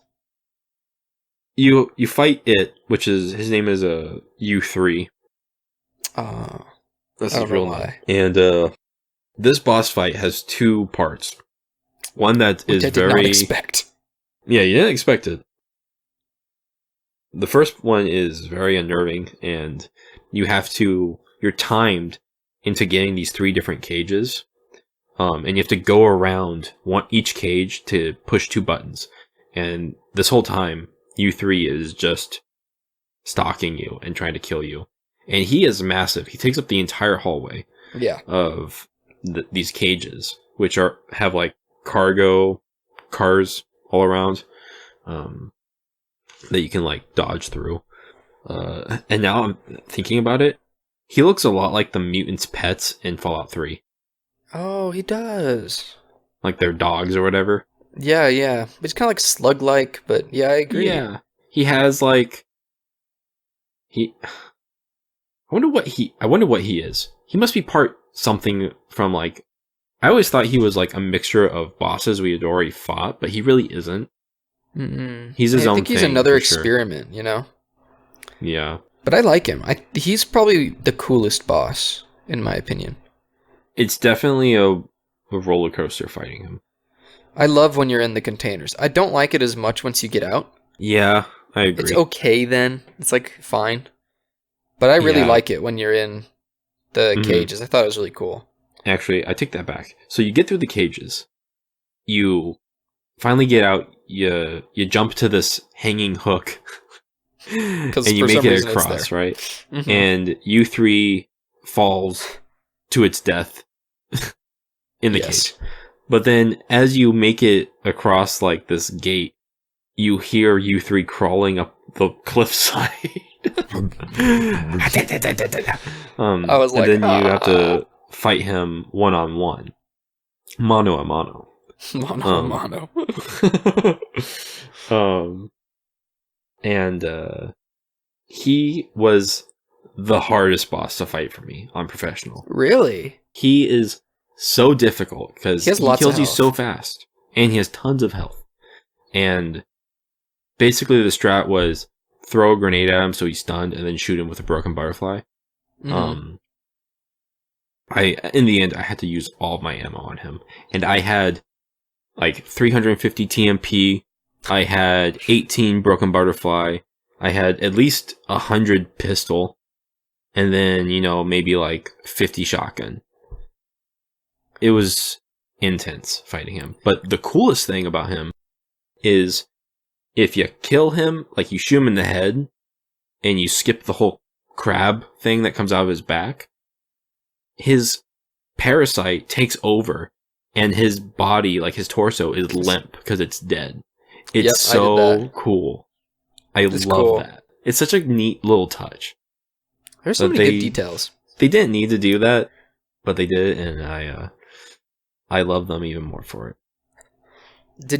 Does it have the barrels on professional? The fire barrels? Yeah, there's the 2 barrels, one in the tunnel, and then one just by the boulder. I use those. He was always like right on my tail, so it was hard to turn around and shoot him. It was hard. I mean, it was a pretty hard boss fight. Because he also blocks the barrels half the time. So you can't shoot him? Yeah. You have to kind of like maneuver him really close to the boulder so he gets stuck on it. Yep. I always felt like. It was good though. I tried to catch him in the tunnel because you can lay down the fences or whatever, and I thought that was how you won. Like I thought you'd crush him or something, and I did that, cool. And I was like, "Yes, I finally did it!" And then he just broke out of the cage and killed me. Yeah. I was like, no. Or he like burrows underground and like you have to do all these like quick time events as he's trying to grab you. Yeah. So you kill him. You have some money. Yes. And then you get to what I call Krauser's final solution. Which is not Hitler's final solution, but it's not the same. He is German. He is Actually, German. He's an American, but he has a German name. You go from U3 straight into this kind of boss fight. Good luck. Have fun with no ammo. Yeah. How did you feel about Krauser?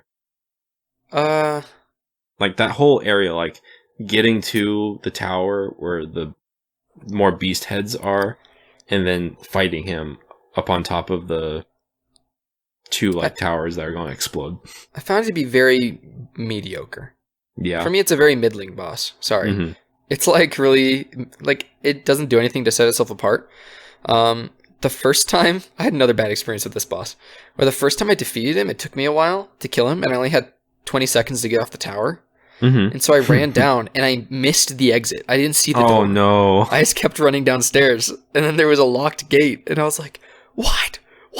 And Grace was sitting next to me, and I blew up, and I just started punching my leg, like, so hard. I was so mad, man. I would be too. But the next time, I realized that I could just sit in the corner and just shoot his ankles. Mm-hmm. Like, and I knew you could shoot his ankles, but I just... TMP? Yeah, and I just committed to it, and I ran through all of my ammo. All of my TMP, all of my shotgun, all of my sniper, all of my pistol. And then, he died. And I got off with like a minute and a half to spare. You want to hear something cool? I want to hear it. I killed him with just my knife. I'm professional. How? So... How is that even possible? So, here we go. As soon as the boss fight starts on the tower, right? Yeah. He sprints at you. If you hit that knife attack, he gets stunned. And then you just walk past him, so he has to turn around very slowly. And you just keep knifing him and turning around, knifing, turning around, knifing, and turning around. And about maybe 30 hits in, he dies. Wow. Yeah. That's how you kill him. That's insane. Yeah. I didn't know that was even possible. Oh, yeah.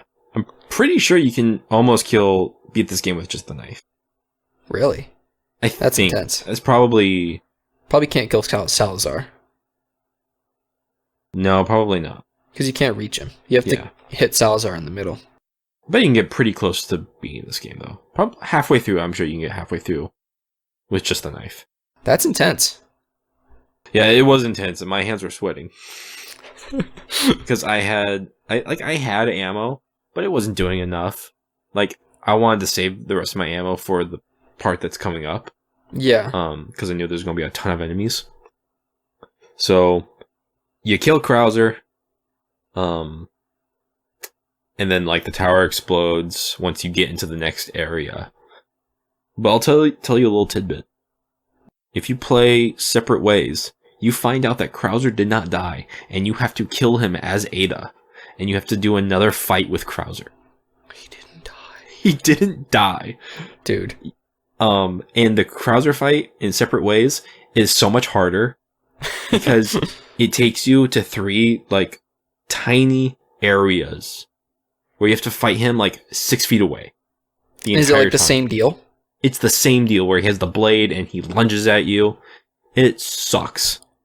It sucks. You hear that, Krauser? You suck. It sucks. So we're at the finale finally. Mike! I have that written down. I was about to say that. Sorry. Poor Mike. I know he just wanted a couple beers. Drinks are on me after this. Perfect. I know a bar that we can go to. So stupid. Mike! And then, like, if you go to the crash site, it's like, I'll make them pay for what they've done. Yep. It's like, who's Mike? Why is he so important to you? Dude, they were going to get beers together. I guess so. I was supposed to buy you drinks. Oh, it's so awesome. But you go through this area, you know, I mean, it's just more of the island. You fight some more regenerators and you fight more JJs. It's like kind of a lot of the same stuff over and over again. Yeah. You can tell it's winding down. Yeah. And the game is kind of just throwing everything it's thrown at you before. Like there's turret sections now and I mean there's a ton of turret sections, but then you finally catch up to Ashley and Sadler and you rescue her one final time. And then Sadler comes and tries to take you away. But Ada shows up again with a TMP and like starts fighting him, which is awesome. I love how the bullets like go into him and then he like poops them out of his hands. Yeah. And you can see them going under his skin and going out of his fingertips. So, in Separate Ways, you have to fight him as Ada. What? Yeah. Dang. He's like the final boss of Separate Ways right there. But so another cool little thing, if you use the TMP as Ada in that fight, he will shoot the bullets back at you. They don't hurt him. So you have to use all the other weapons that you got. That's so cool. It's an intense fight, and it was really cool because I've never played Separate Ways until I played it for the podcast. But yeah, it's pretty intense. That's awesome. Especially because you're in such a enclosed environment. No, I think that'd be a better final boss fight. Just conceptually, because I don't love this last fight. I don't either. But I'll just get to there. You extract the plague or the parasite out of the two of you. Yeah, which is weird. Weirdly easy. Yeah. And I love that Ashley just and performs the operation. Weirdly sexual. Yes, right? I was like, this is a little uncomfortable. Okay, Shinji. Calm down. Whatever his last name is. Mikami. And then, you get to the Sadler fight, which is a tradition that I always do, is I get to the last merchant, I do whatever I gotta do, and then I kill him. Yeah. Oh, you kill the merchant? At the last merchant, I kill him every time. You animal. Why am I such a bad guy for shooting the dog and you're killing the merchant? There's more merchants around. Are there? Yeah, I can just go back and see them again. But yeah, talk to me about the Sadler fight, where he turns into a giant spider. It's okay. I think it was very easy. I think it's like the easiest boss fight in the game, almost. Because, like, you hit him with the two things, right? Mm-hmm. The two cranes. And then you shoot him in the eyeball, like, twice. I did it with my Killer 7. I shot him, like, twice with that. He died. And then she threw me the rocket launcher and I shot him and he died. It was very fast. It's a very fast boss fight. I forgot what I did. I think I bought the rocket launcher for the first time and used it against him. and then she threw the other rocket launcher at me, and I used that. Yeah, it's pretty easy. I've had playthroughs where I don't use the red rocket launcher, and I save it for the next game, and then I sell it, and I think you can sell it for like 100,000. Really? Dang. Yeah. So you pretty much something get like 200,000 for beating him. Because he drops 100. Yeah. Because at that point, like, your guns are so powerful, depending on, like, on what you've done. You mentioned you used a Killer 7, which is... I want to talk to you about that later, which is it's a very odd choice. Really? At least to me. Which, Killer 7, is a reference to another Capcom game. Yes. Yes. You knew that, right? I definitely knew that. So you kill Sadler. You have the jet ski escape with Ashley. Dude. How many times did you die in the jet ski escape when you were young? Many times. There is no reason why I die so many times during that escape, but I do every time. It's so hard. Without fail. It's like, I feel like the game kills me on purpose because I never dethrottle. I'm always on throttle, like even in the beginning section. No, me too. And yet, I die from the water. Like the water somehow catches up. You need to use the D-pad. No. There were like 3 or 4 times that I died on the jet ski because I didn't realize the game wanted me to hit a rock. Because you know that jump you go off of? It's just a rock. I kept avoiding the rock and it would kill me every time. It's not the best ending. It's fitting. It is fitting. It's works. Like, it's the next best thing to a helicopter escape. Yeah. Which is in later games, but... It's pretty funny. I thought it was okay. Yeah. I love how the keys that Ada gives you have, like, teddy bears on them. Uh-huh. But yeah, you kill him, you escape. Ada betrays you by, like, keeping the parasite with her. And then Ashley hits on you at the end of the game. You want to come to my apartment afterwards and do some overtime? Jeez. He just like laughs at her. Yeah, he's like, No. Funny thing that just reminded me, when I was a kid, my neighbor friend, or one of my neighbor friends, he always told me that there was a sex scene if you beat professional without getting hit. And that was all over the internet too, I remember.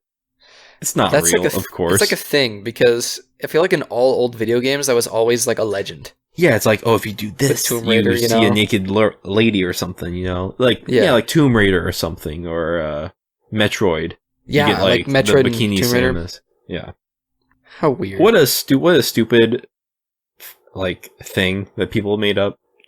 I'm so happy that it doesn't belong, like, it doesn't, exist anymore. It's no longer a thing, yeah. It's so nice. How wild. Because, like, why would you lie about that? Like, who started the rumor? Yeah. Like, who made this up? And then, I think there's, the most interesting part of this game is the credits I want to talk to you about. Ooh. I thought you were just going to talk about him hitting on Hunnigan. Oh, at the very end, he's like, oh, Hunnigan. No glasses. What did she say to him? She's like, you're still on the clock, Leon. Yeah. Ow. And then what does he say? He says something funny. What does he say? He says like that he won't be when he gets home. You should give me your number when I get back, or something like that. It's pretty funny though. I could have sworn he's like, figures or something like that. I could be wrong. I could see that though. But the ending credit scene is probably my favorite part of the entire game. And it's the neatest credits I have ever seen. So that ending credit is the little slideshow, is the story of the villagers being persuaded by Sadler and Salazar and like all the Los Eliminados to join their religion. And so it shows like their life before the parasite, like, they're happy, there's the kids around and stuff. But then they show up in the town square. They have a big meeting with Sadler and, you know, the Salazars, and then they get injected, and it shows like the males changing, the females stop caring about the kids can't take the parasite because they're too weak, so they die. Ugh. In which that's where all those like skulls are in the closets. Oh. Are the children. And it's just like a very unsettling ending to a game. It has like this happy music playing, but then it definitely sets the tone. When like you start seeing the dad in his bedroom is like itching himself and like clawing at his neck, and like he has this very primal grin on his face, you know. Mm-hmm. And I always watch that, and then, you know, I'll turn off the game.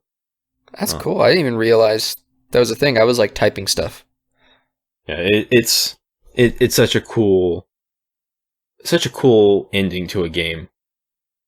It makes that whole part is so serious compared to the rest of the game, which is mostly campy and outrageous. But yeah, I love that scene. And I love that whole part of the game. And it definitely is, for me, kind of like that carrot at the end of the stick. It's what I'm always trying to get to when I play Resident Evil. Pretty much every year I try to play through the game. So you're 50 years old. Yep. Like Salazar. Like Salazar. Senior moment. But so that's my summary of the game. Now we can start the podcast. Yeah. Could I ask you something? Of course. Did you write down your results for your last playthrough? I have them on my PlayStation if you want me to quickly look at it. Yeah, I can tell you mine while you get them up really fast. So, my results, and does it usually give you like a letter score? Yeah, there's a letter score, hit point, like accuracy. I think I did so bad that it didn't give me a letter. Maybe it doesn't. I could have sworn. Well, there's a space that looks like it should give you a letter, but it doesn't. Or at least mine didn't. So, I want you to tell me if this score is any good, or if it's bad. So, my hit ratio was 71%. I killed 833 enemies. I died 54 times. And I played for 15 hours, 49 minutes, and 39 seconds. Say the hours again? 15 hours, 49 minutes, and 39 seconds. That's a pretty good playthrough. I'm amazing. The time, I like the time that you had. Where are you? And there's probably, 30, 40 minutes of just idle, Uh-huh. where I wasn't actually in the room, where I'd left, or I think we went and got food one time and I just left it on. Yeah. So it was about 15 hours, which was longer. I thought it was going to be about 8 hours. So I was pretty taken aback by how long it was, but. Mm-hmm. And I would say a lot of my deaths were not in boss fights. I think about 20 of my deaths were boss fight deaths. Everything else was missing QTEs, honestly. Okay, so there is no letter score. That's Okay, in good. later games. Good, I felt bad. So this is my professional results. I had a 78% hit ratio. I killed 674 enemies. I died 85 times. Oof. And then my clear time was 11 hours, 22 minutes, 59 seconds. Ooh, dude, that was fast. I have had playthroughs that are 5 hours long. That is insane. How? Just super good. I am a god. Just God among mortals, That's What can I insane. say? 5 hours. So, as we kind of finish up here, before we hit into the fast ones, I want you to talk to me about your favorite moments, like the most standout moments for you, and any other like little details that you loved, or any things that you did that were like specific to your playstyle and your playthrough. Let me think. maybe less of that because a lot of that is my fast ones. So just tell me like your favorite moments. My favorite moments. I mean, a lot of it for me revolves around the bosses. I just really loved fighting the big cheese.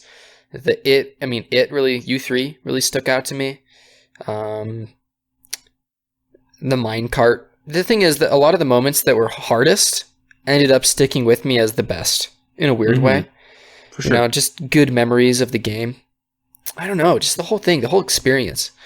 There's one part where you're like walking down a cell block and you can hear a generator in one of the cells. Mm-hmm. And so you're checking each of the cells for the regenerator. And it wasn't until it was the last cell that I found it. And I like ran around the corner into its chest. And it terrified me. I was so scared and I just ran away. And I wish they did that moment earlier because the Iron Maidens were so much more scary and intimidating that when I saw, like, I always called them like smooth belly regenerators. Yeah.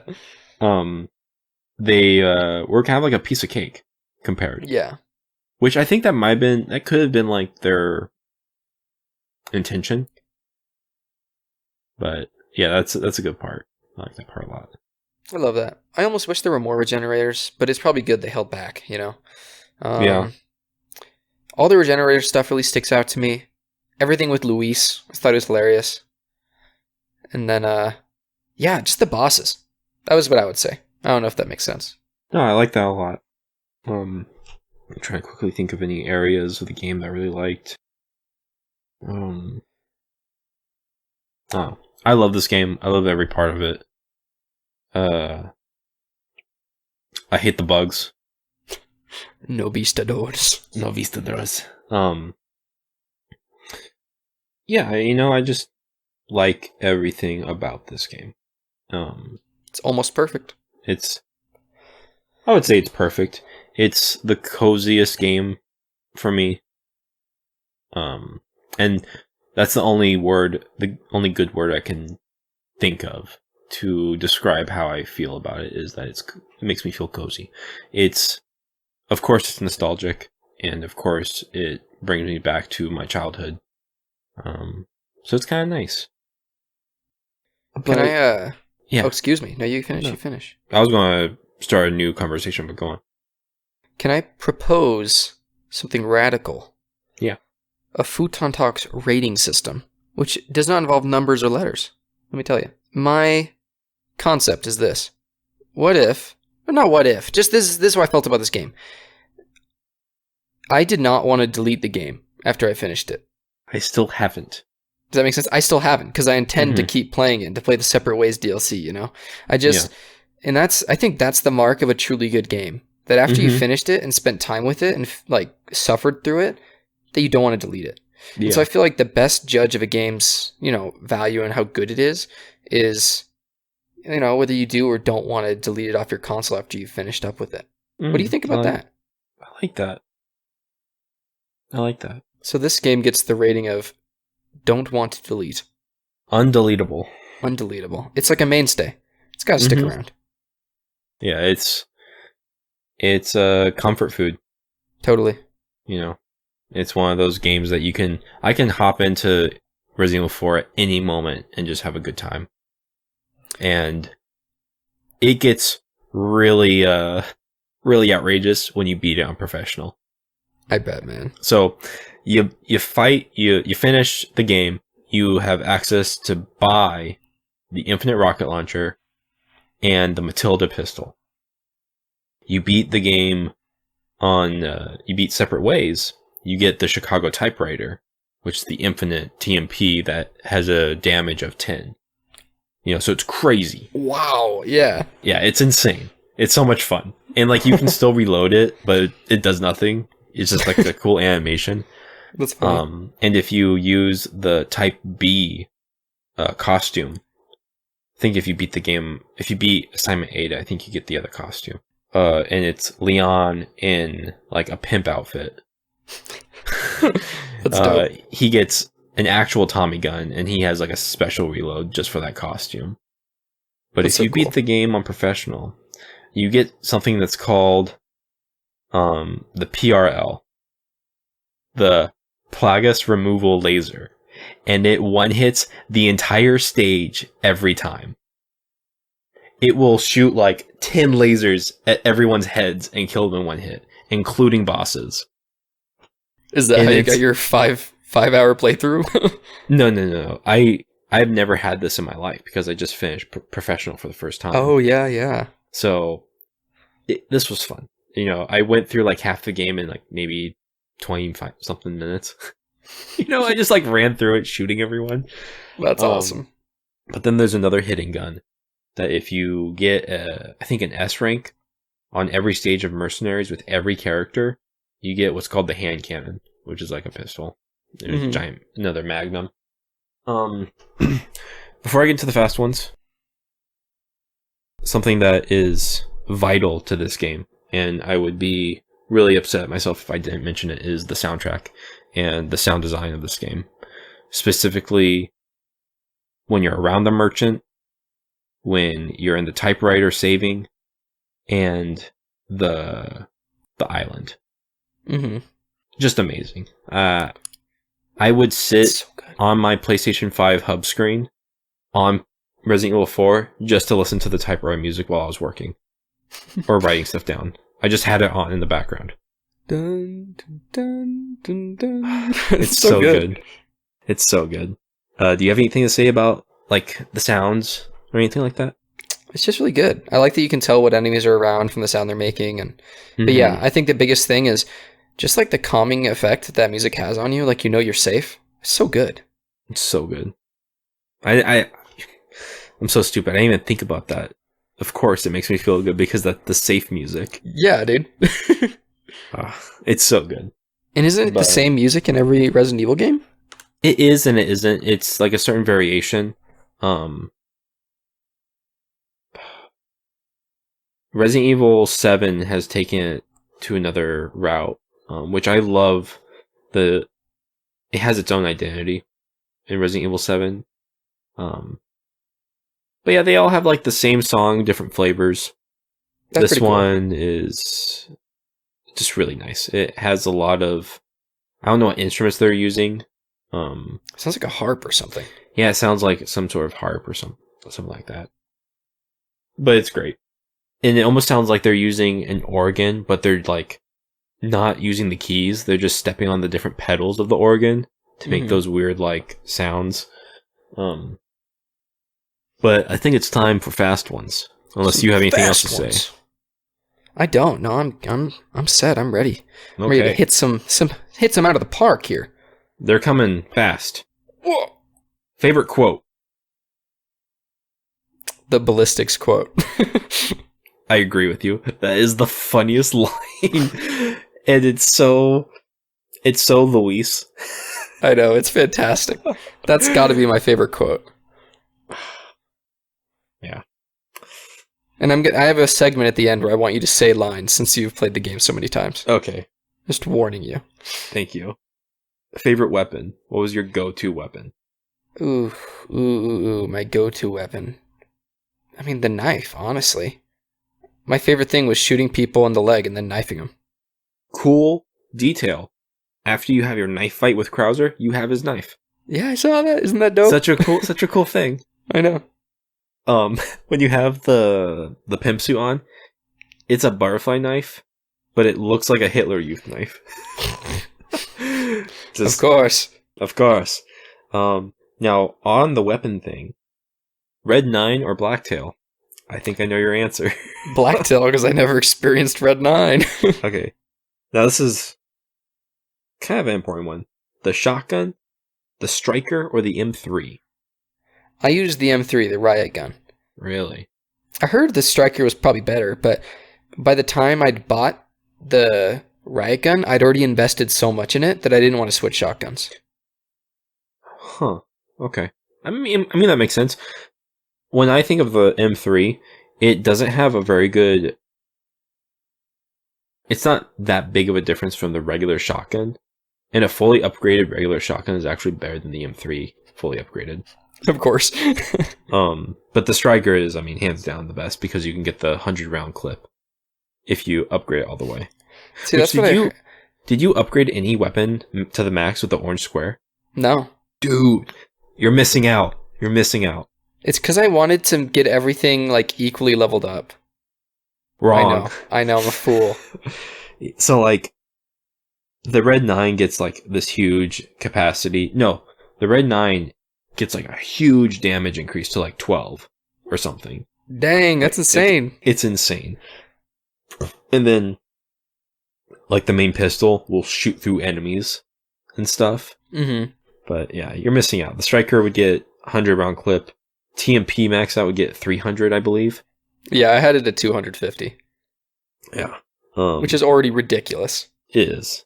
And then I think I already know your answer. Bolt action or semi-auto rifle. Semi-auto. Semi-auto. Which I agree with you now. As a kid, I would not agree with you. The TMP or the mine launcher. Did you even use the mine launcher? I didn't use the mine launcher once. It sucks. Don't use it. Don't buy it. It sucks. Oh, It's that's pointless. sad. I always thought it was cool just because it looked cool as a kid. Mm-hmm. No, the mine launcher is pretty bad. Aw. And it doesn't Sorry, make mine launcher. It definitely makes a comeback in 5 because you get like the grenade launcher, Mm-hmm. which you can put like acid and incendiary rounds in. Then it's a great gun, but not the mine launcher. That's It sad. has you can get a scope for it too. It I just saw that. it just makes no sense. I'm sorry. It seemed bad, but I love the TMP. I think the TMP is pretty awesome. Yeah. And did you get the stock for it? I did. Good job. Thank you. You have a favorite enemy? Like regular enemy. Favorite regular enemy? I liked killing the ladies with the sickles. Yeah. I don't know why. I just hated them, so I loved killing them. Uh-huh. I loved how they scream. I like the standard Ganados. I think they're my favorite enemies. Yeah, I think so too. I love the guys and they have like the beard and brown vest. Yeah, Like the normal guys, like the first one that you meet. And then I the love bald fat guys. the Paul Newman. I love Paul Newman. Yeah. Which, not until I played this on PS5 did I realize how blue their eyes were. Ooh. They all have really blue eyes. Huh, I wonder if And that's it's kind of unsettling. Maybe it has some like lore about it, but they all had like blue eyes, like blue as the sky eyes. Dang, I didn't even realize. Which was just odd because the whole game is like gray and brown. Yeah. Favorite like mini boss. Ooh. My So favorite Salvador, mini-boss could be you know. Dr. Salvador. Mm-hmm.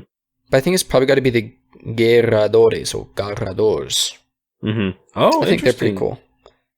Interesting. They're annoying to fight, but I just think they're really cool. Mm-hmm. With the sound, it's just really interesting. It's totally different. Yeah. What about you? I JJ?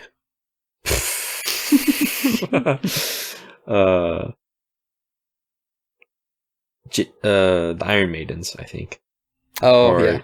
just the normal regenerators are just so cool and Yeah, JK, spooky. I changed my answers to regenerators. I love them. Yeah. I forgot they existed. Yeah. And they just have like a creepy smile and those black eyes or whatever, or red eyes, I think. They're terrifying. They're terrifying. You just hear them like just slowly fumbling around. And they're like all chubby. Mhm. They're walking, but they're totally just dead weight. You Yeah, can exactly. hear how heavy they are, and it's really cool. They like bite you when they catch you. Oh my gosh. Yeah. It's spooky. Favorite boss? I'm going to have to go with instinct on this one and say the big cheese. Mm-hmm. Or before that, I agree with you. Let's say Big Cheese is the best boss in the game. But favorite sub-boss? So like Verdugo, El Gigante, Delago. Oh, U3. like non-main boss. Yeah. Oh, probably it. Mm-hmm. I like it. I think it's really cool. I agree with you. Look at us. Look at us. We're so alike.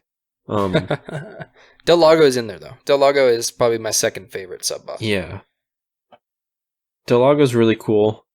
There was another myth where, like, if you tried driving your boat around during the nighttime portion, that he would come back and you can fight him again. That's not real either. always thought I really wanted it to be real because I wanted to see all the harpoons like sticking out of him. Mm-hmm. That's a good well. myth. That's a good myth. Not the sex scene with a minor. That is a bad myth. That's a bad myth. What if Del Lago comes back in a bikini? Oh my gosh. Don't get me started. Favorite puzzle? We kind of went through that with the... Yeah, it's the one that we both agreed on, the block one, right? Mm-hmm. The tiles or whatever. Yeah. I have a question. Do you eat fish? No. Loser. I will say, having the fish in your inventory takes up a ton of space.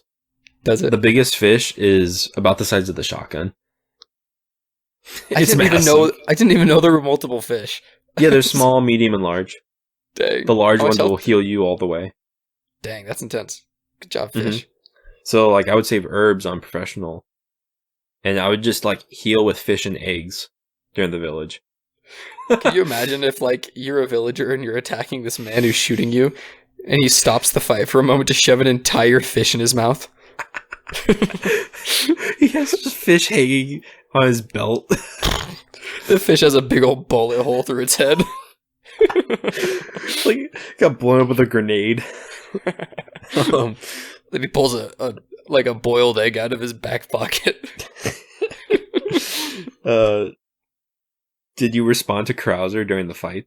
I responded every time, yeah. Yeah, me too. You gotta. You can't ignore the poor man. Now, I was going to say elevator pitch.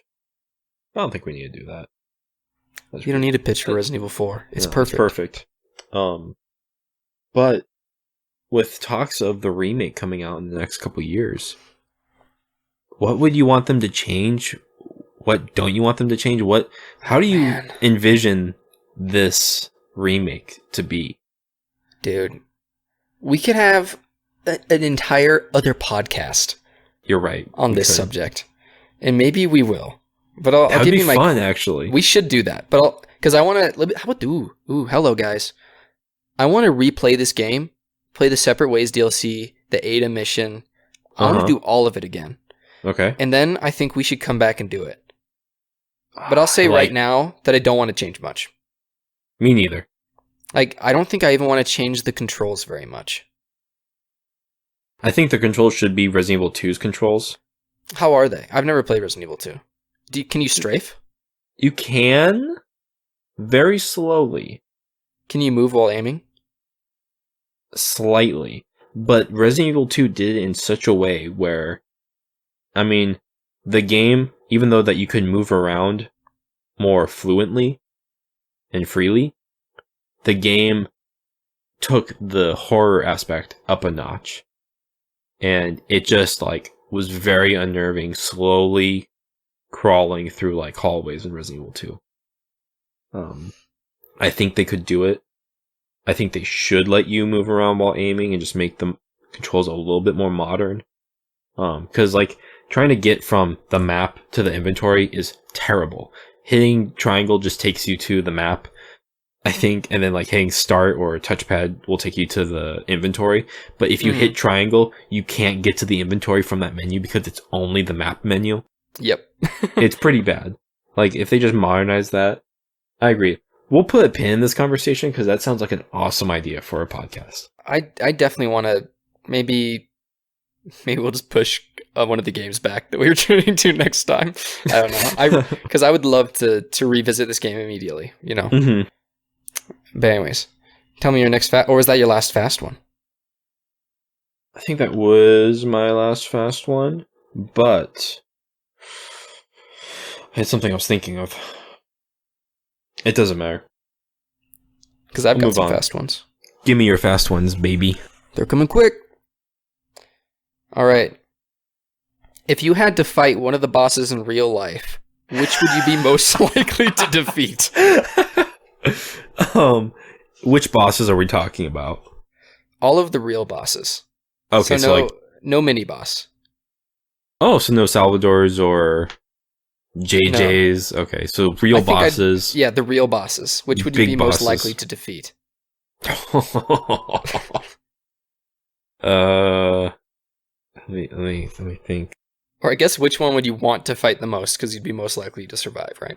I'm about to go with Mendez, Big Cheese. Oh, yeah. I feel like, after he melts his jacket away and like his spine enlarges and like extends to the ceiling, I feel like I have a pretty good chance of being really quick and tackling his spine. Because he's the most humanoid.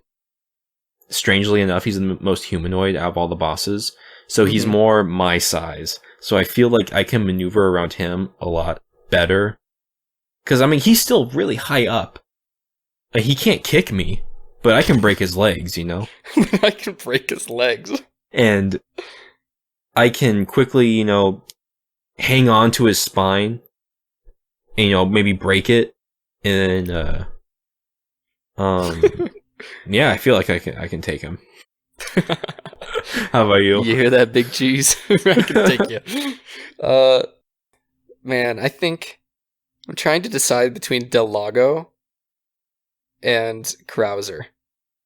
Oh, I didn't even think about Del Lago. I would certainly die no matter what, though. This is the thing. If I fought the Big Cheese, I would literally die from straight fear. Yeah. If a man in front of me, like, ejected his body and, like, exploded a giant centipede spine out of his body, I would just die. Yeah. My heart would stop beating. I understand that. But I think I'd fight Del Lago. Mm-hmm. And just pray that I can throw some harpoons. Oh, so you would have the same loadout as Leon did? Well, I mean, I think so. Okay, yeah. I guess my boat might not have harpoons. Then I'm definitely dead. Yeah. Because it's just me. With a what giant if you alligator. just shot? What if you just shot Del Lago? That's true. Leon? Why didn't you pull out your rifle? How fast and hard is Leon throwing those harpoons to pierce its skin and kill it? It's pretty impressive. He has to throw it faster than the Del Lago is moving. Yeah. It's like pulling him at like 40 miles per hour. And they look really big. They're huge harpoons. They're like bigger than Leon is. Well, Leon was a quarterback in high school because he's American. I, like you, am American. That's right. Well, that's a good answer. I like that answer. I like the thought process, breaking his spine. Yeah. You're a brave man. Thanks. Now, if you could use only one weapon, which would it be? And base For what weapons, purpose? no special weapons. What purpose? In general, for the entire game, if you had to use only one weapon. Oh. It'd have to be between the TMP and Red 9. Ooh, look at you. TMP is great because it has so much ammo and you can quickly do like a double, tap the trigger to stun a Ganado, and then you can do the suplex or the knife attack. Mm-hmm. But Red 9 just has so much power to it. I don't know. You really need every weapon in this game, I feel like, for each enemy. I think that's true. Like the Novastardos or the bugs, you really need the shotgun for them, or the sniper. And, Ganados, you just need a pistol or a TMP and stuff, But yeah, probably, I'm gonna go with TMP because of the suplex. Because of the suplex. Yeah, what about you? TMP, suplex. Yeah. I love the suplex, man. It's so good.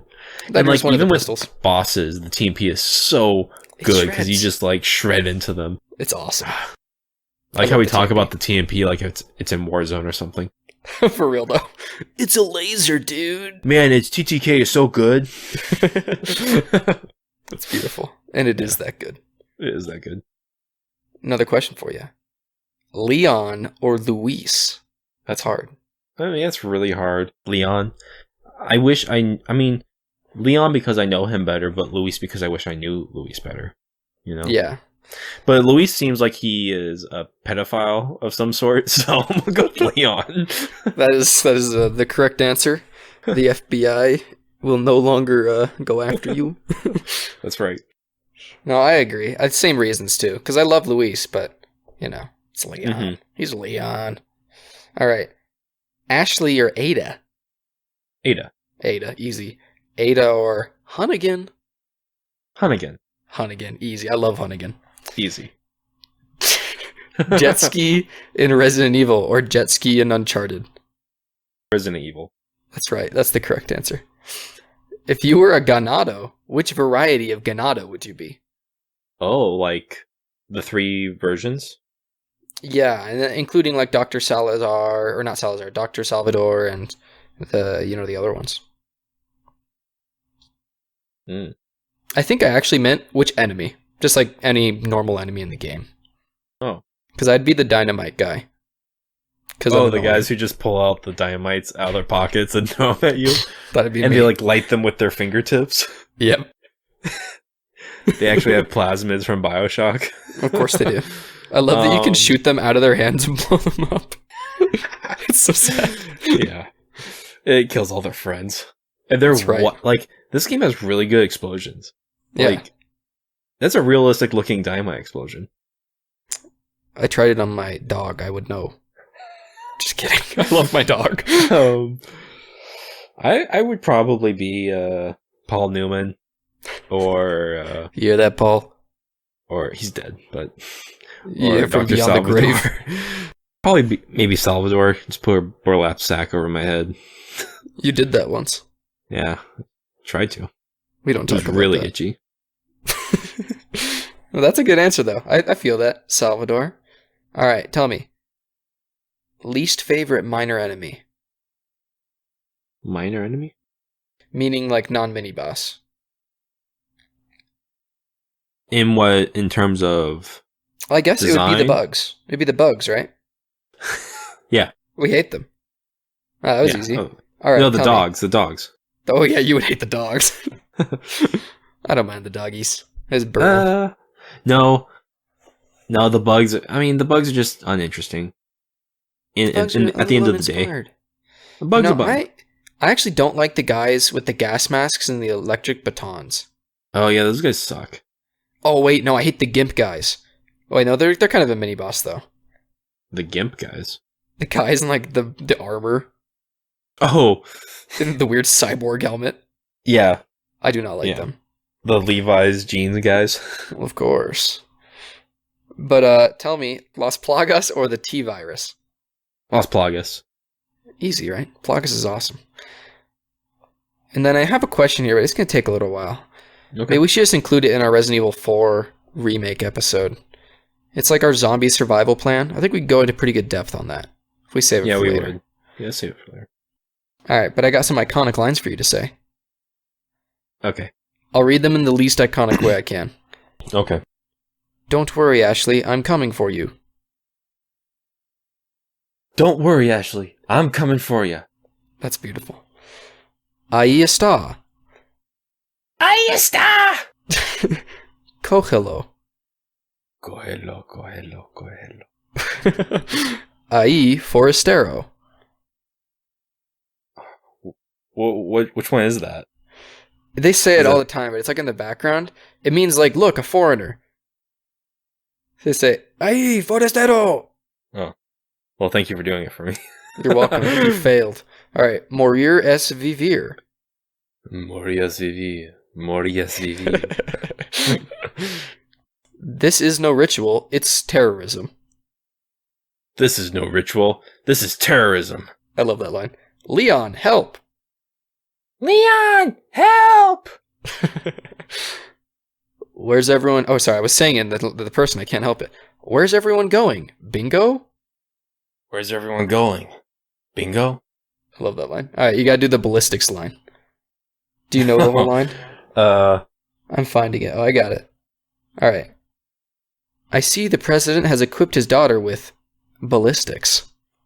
I see the president's daughter has been equipped with ballistics. It's beautiful. That's kind of it. It wasn't the right line, but Luis would forgive you if he were not dead on the floor of the castle. impaled so. and dead, yeah. But yeah, man. That's all I've got for you today. That's all I got for you today. But like we've mentioned before, since we're doing another podcast on this game, there is no end to talking about this game.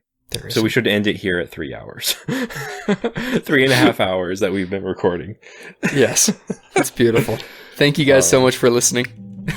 And thank you, Josh, for joining your own podcast. You too. Thank you. Bye-bye.